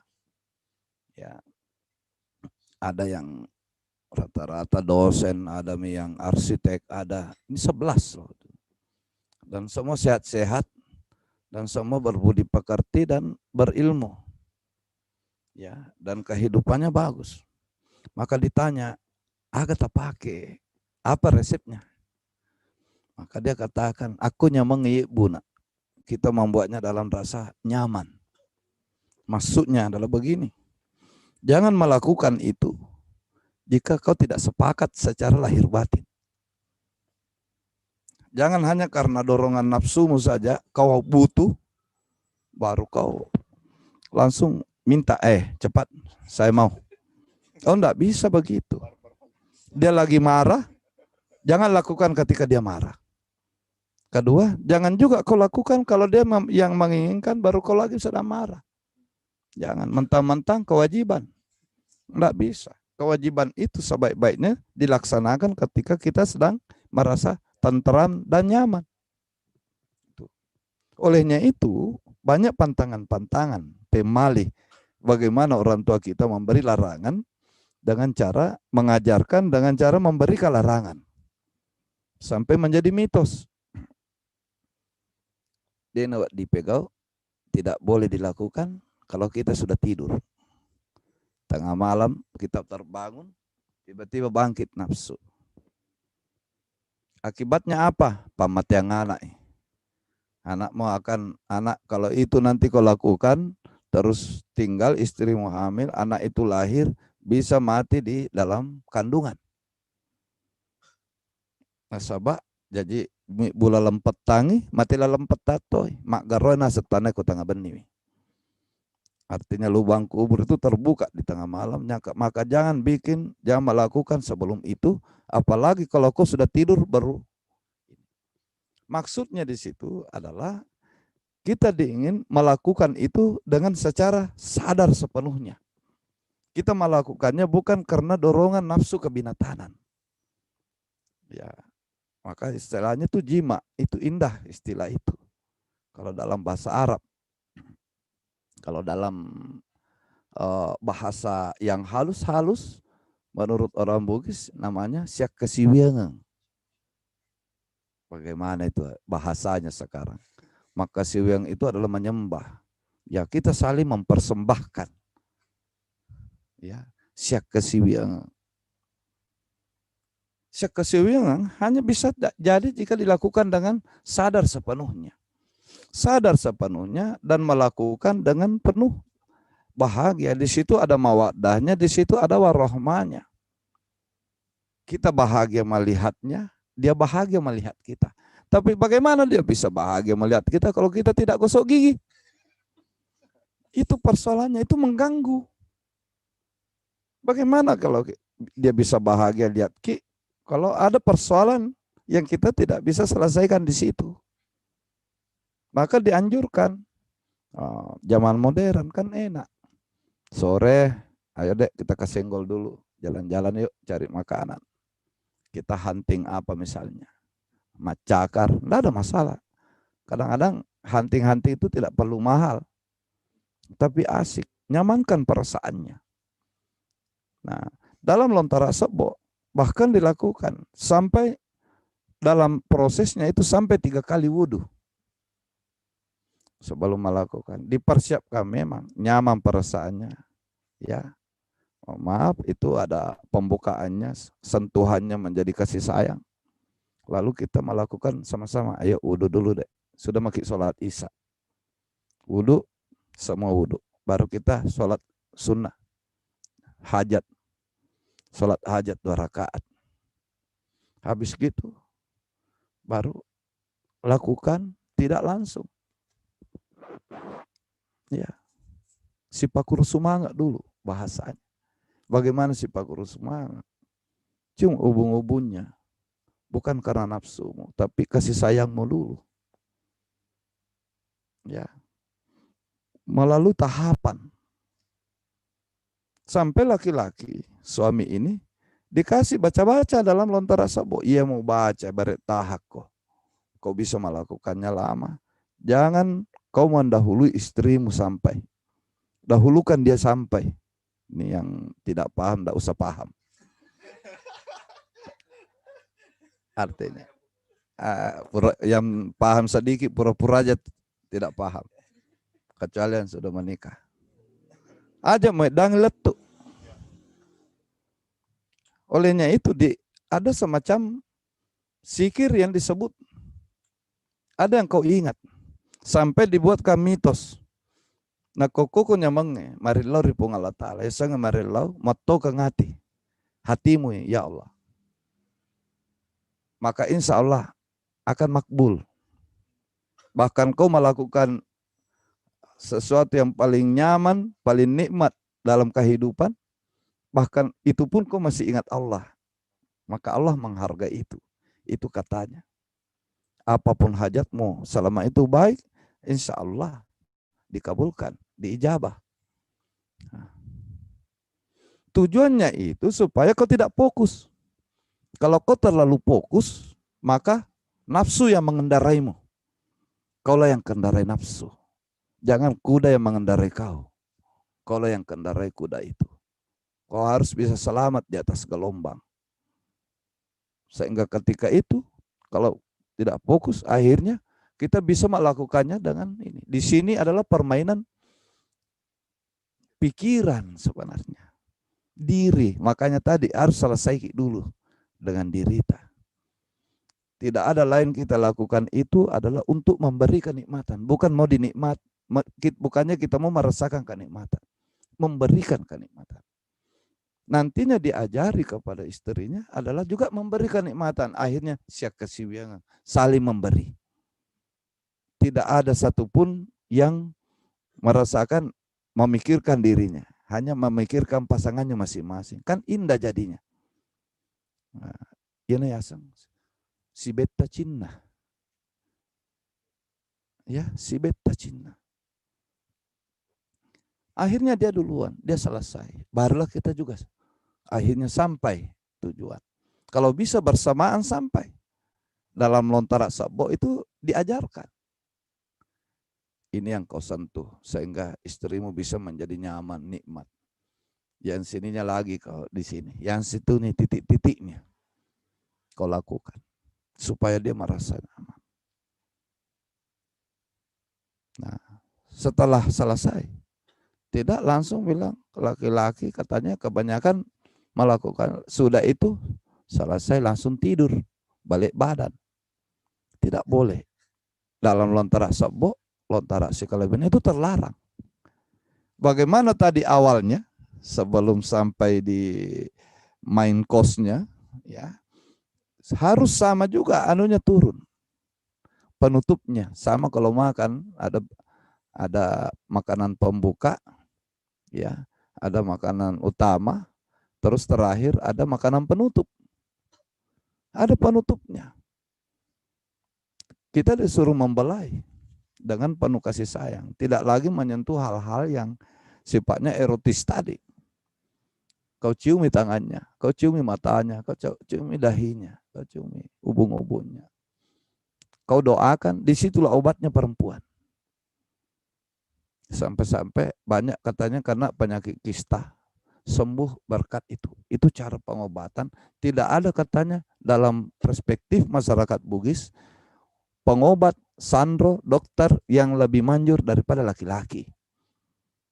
Sampai dinyatakan laki-laki yang sakit istrinya nah kena wat tampatu, tahu wat tampatu itu kayak batu dia ini itu mengandung ada tumor. Itu bukan kesalahannya perempuan itu, kesalahannya suaminya. Ya. Nah, pada akhirnya selesai itu tidak dianjurkan, langsung pergi cuci. Kalau kau tidak mencuci piringmu, sudah makan, maka tunggu lahir anakmu selalu bolokeng, selalu beringus. Makanya kalau ada anak selalu sedikit-sedikit beringus, kayak itu orang tua malas itu. Dia nak bisa kubure, matiin robawa mani. Makanya malulah kita kalau anak kita tidak bersih. Karena lalai bagaimana cara membuatnya, nah begitu memang ji. Dicuci. Siapa yang dianjurkan mencuci istrinya? Laki-laki, suami. Dan betapa indahnya kalau saling mencuci. Itu indahnya. Sudah begitu, disuruh wudhu lagi. Sudah wudhu, baru mandi junub. Kalau untuk apa wudhu itu? Ternyata dari segi ilmu kedokteran, tadi dalam ketika proses berjalan itu banyak urat-urat, banyak saraf-saraf yang tegang. Dengan air dibasuh itu menjadi netral kembali. Bagus, itulah yang terpelihara. Ada hal ketika sebelum tadi mencuci itu, ada yang dilakukan suami itu seperti mengurut istrinya. Dan tidak ada sebaliknya. Tidak pernah dinyatakan perempuan yang mengurut laki-laki. Kalau sudah. Nah, tadi selesai itu bersih, terus wudhu, baru mandi junub. Kalau tidak susah sholat subuh. Makanya sebaiknya siapkan air panas. Nah, jadi napahan itu kadang-kadang masih malu Ki. Meskipun sudah puluhan tahun menikah, kadang-kadang malu Ki. Lah mau Kak. Gampang ji. Ibu-ibu kalau sudah terbiasa nih begitu, kalau mulia istrimu panaskan air berarti minta ini. Begitu pula laki-laki ini apalagi ki jolo ki came tangga benih. Itu artinya sudah paham, maka dipersiapkanlah, dikasih nyaman lah, disiap-siapkan memang. Dek natolitat du bawang. Orang yang sangat-sangat bagus ininya bahkan berganti pakaian sebelum meskipun pada akhirnya itu dibuka juga. Pakaian yang tidak selalu dipakai hari-hari. Ya, terus magap maku garo no pego mak bicara ide anu baca mi cerita. Ini hal yang saya baca. Saya tertarik Adinda. Memang bukan hanya istri yang cerdas. Kecerdasan itu diasah antara suami dan istri. Ya, alangkah bagusnya kalau istri cerdas. Tapi yang paling harus cerdas duluan adalah suami. Andalah yang mencerdaskan. Bukan hanya mampu mencerdaskan bangsa, tapi istri tidak bisa dicerdaskan. Itu menurut kata Lontara Bugis. Ya, jadi lagi-lagi saya mangkir lagi nih. Ya, saya berdalih lagi-lagi kata Lontara. Ya, tapi ada satu hal yang saya bagikan. Ya, jujur saya katakan, tidak pernah saya membentak istri. Itu benar-benar saya lakukan. Tidak saling memaki. Kalau sudah mau ada makian, lebih baik jalan lagi. Karena tidak ada juga manusia yang sempurna. Nah, kenapa tujuannya ini diajar kita begini-begini? Itu disebabkan karena memang pada dasarnya manusia tidak ada yang sempurna. Yang pada akhirnya bagaimana obatnya yang tadi supaya semua bisa saling mendengar adalah syarat utama sebelum menikah adalah kemampuan kita untuk saling menerima. Ada komitmen. Saya mampu menerima kelebihannya sama besarnya dengan kemampuanku, kesiapanku menerima kekurangannya. Masing-masing seperti itu. Jadi kembali kepada anunya Tociung, ya, iku boraneme, nareko aja mutaliwa macening, namak ku tumatu, aja tu mutaliwa mapai, nalu aku matu.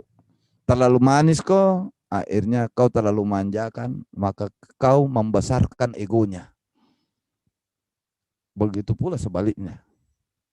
Ya, jangan juga terlalu tidak romantis, diam saja, kayak patung es, nggak ditahu senang gak jero marah gak.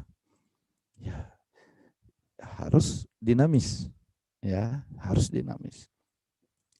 Saya kira itu nak yang menjadi jawaban dan yang mudah-mudahan sekaligus penutup juga sebenarnya, ya. Tapi kalau masih mau dilanjut, saya turut kepada bagaimana petunjuknya moderator. Silakan. Iya, itulah tadi jawaban yang barangkali lebih khusus nanti jika ada yang mau konsul.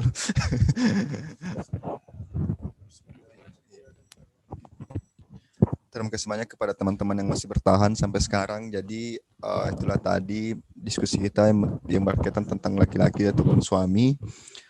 Insya Allah pekan depan kita akan membahas lagi lebih spesifik tentang perempuan, dalam hal ini istri.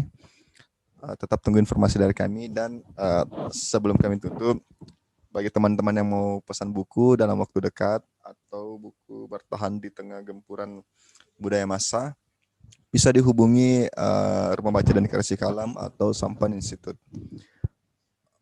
Betul tadi yang sampaikan, semua kita tidak menjadi rapat tahu. Jadi rapat tahu itu ketika dia datang tidak dibutuhkan, tapi ketika dia tidak ada, dia tidak dicari. Bisa dikatakan sebagai tidak berguna. Jadi saya akhiri, di setiap pagi hari pilihan kita sebagai manusia hanya dua. Yang pertama melanjutkan mimpi, atau yang kedua bangun untuk mewujudkan mimpi. Sekian, Ihdinas Shiratal Mustaqim. Assalamualaikum warahmatullahi wabarakatuh.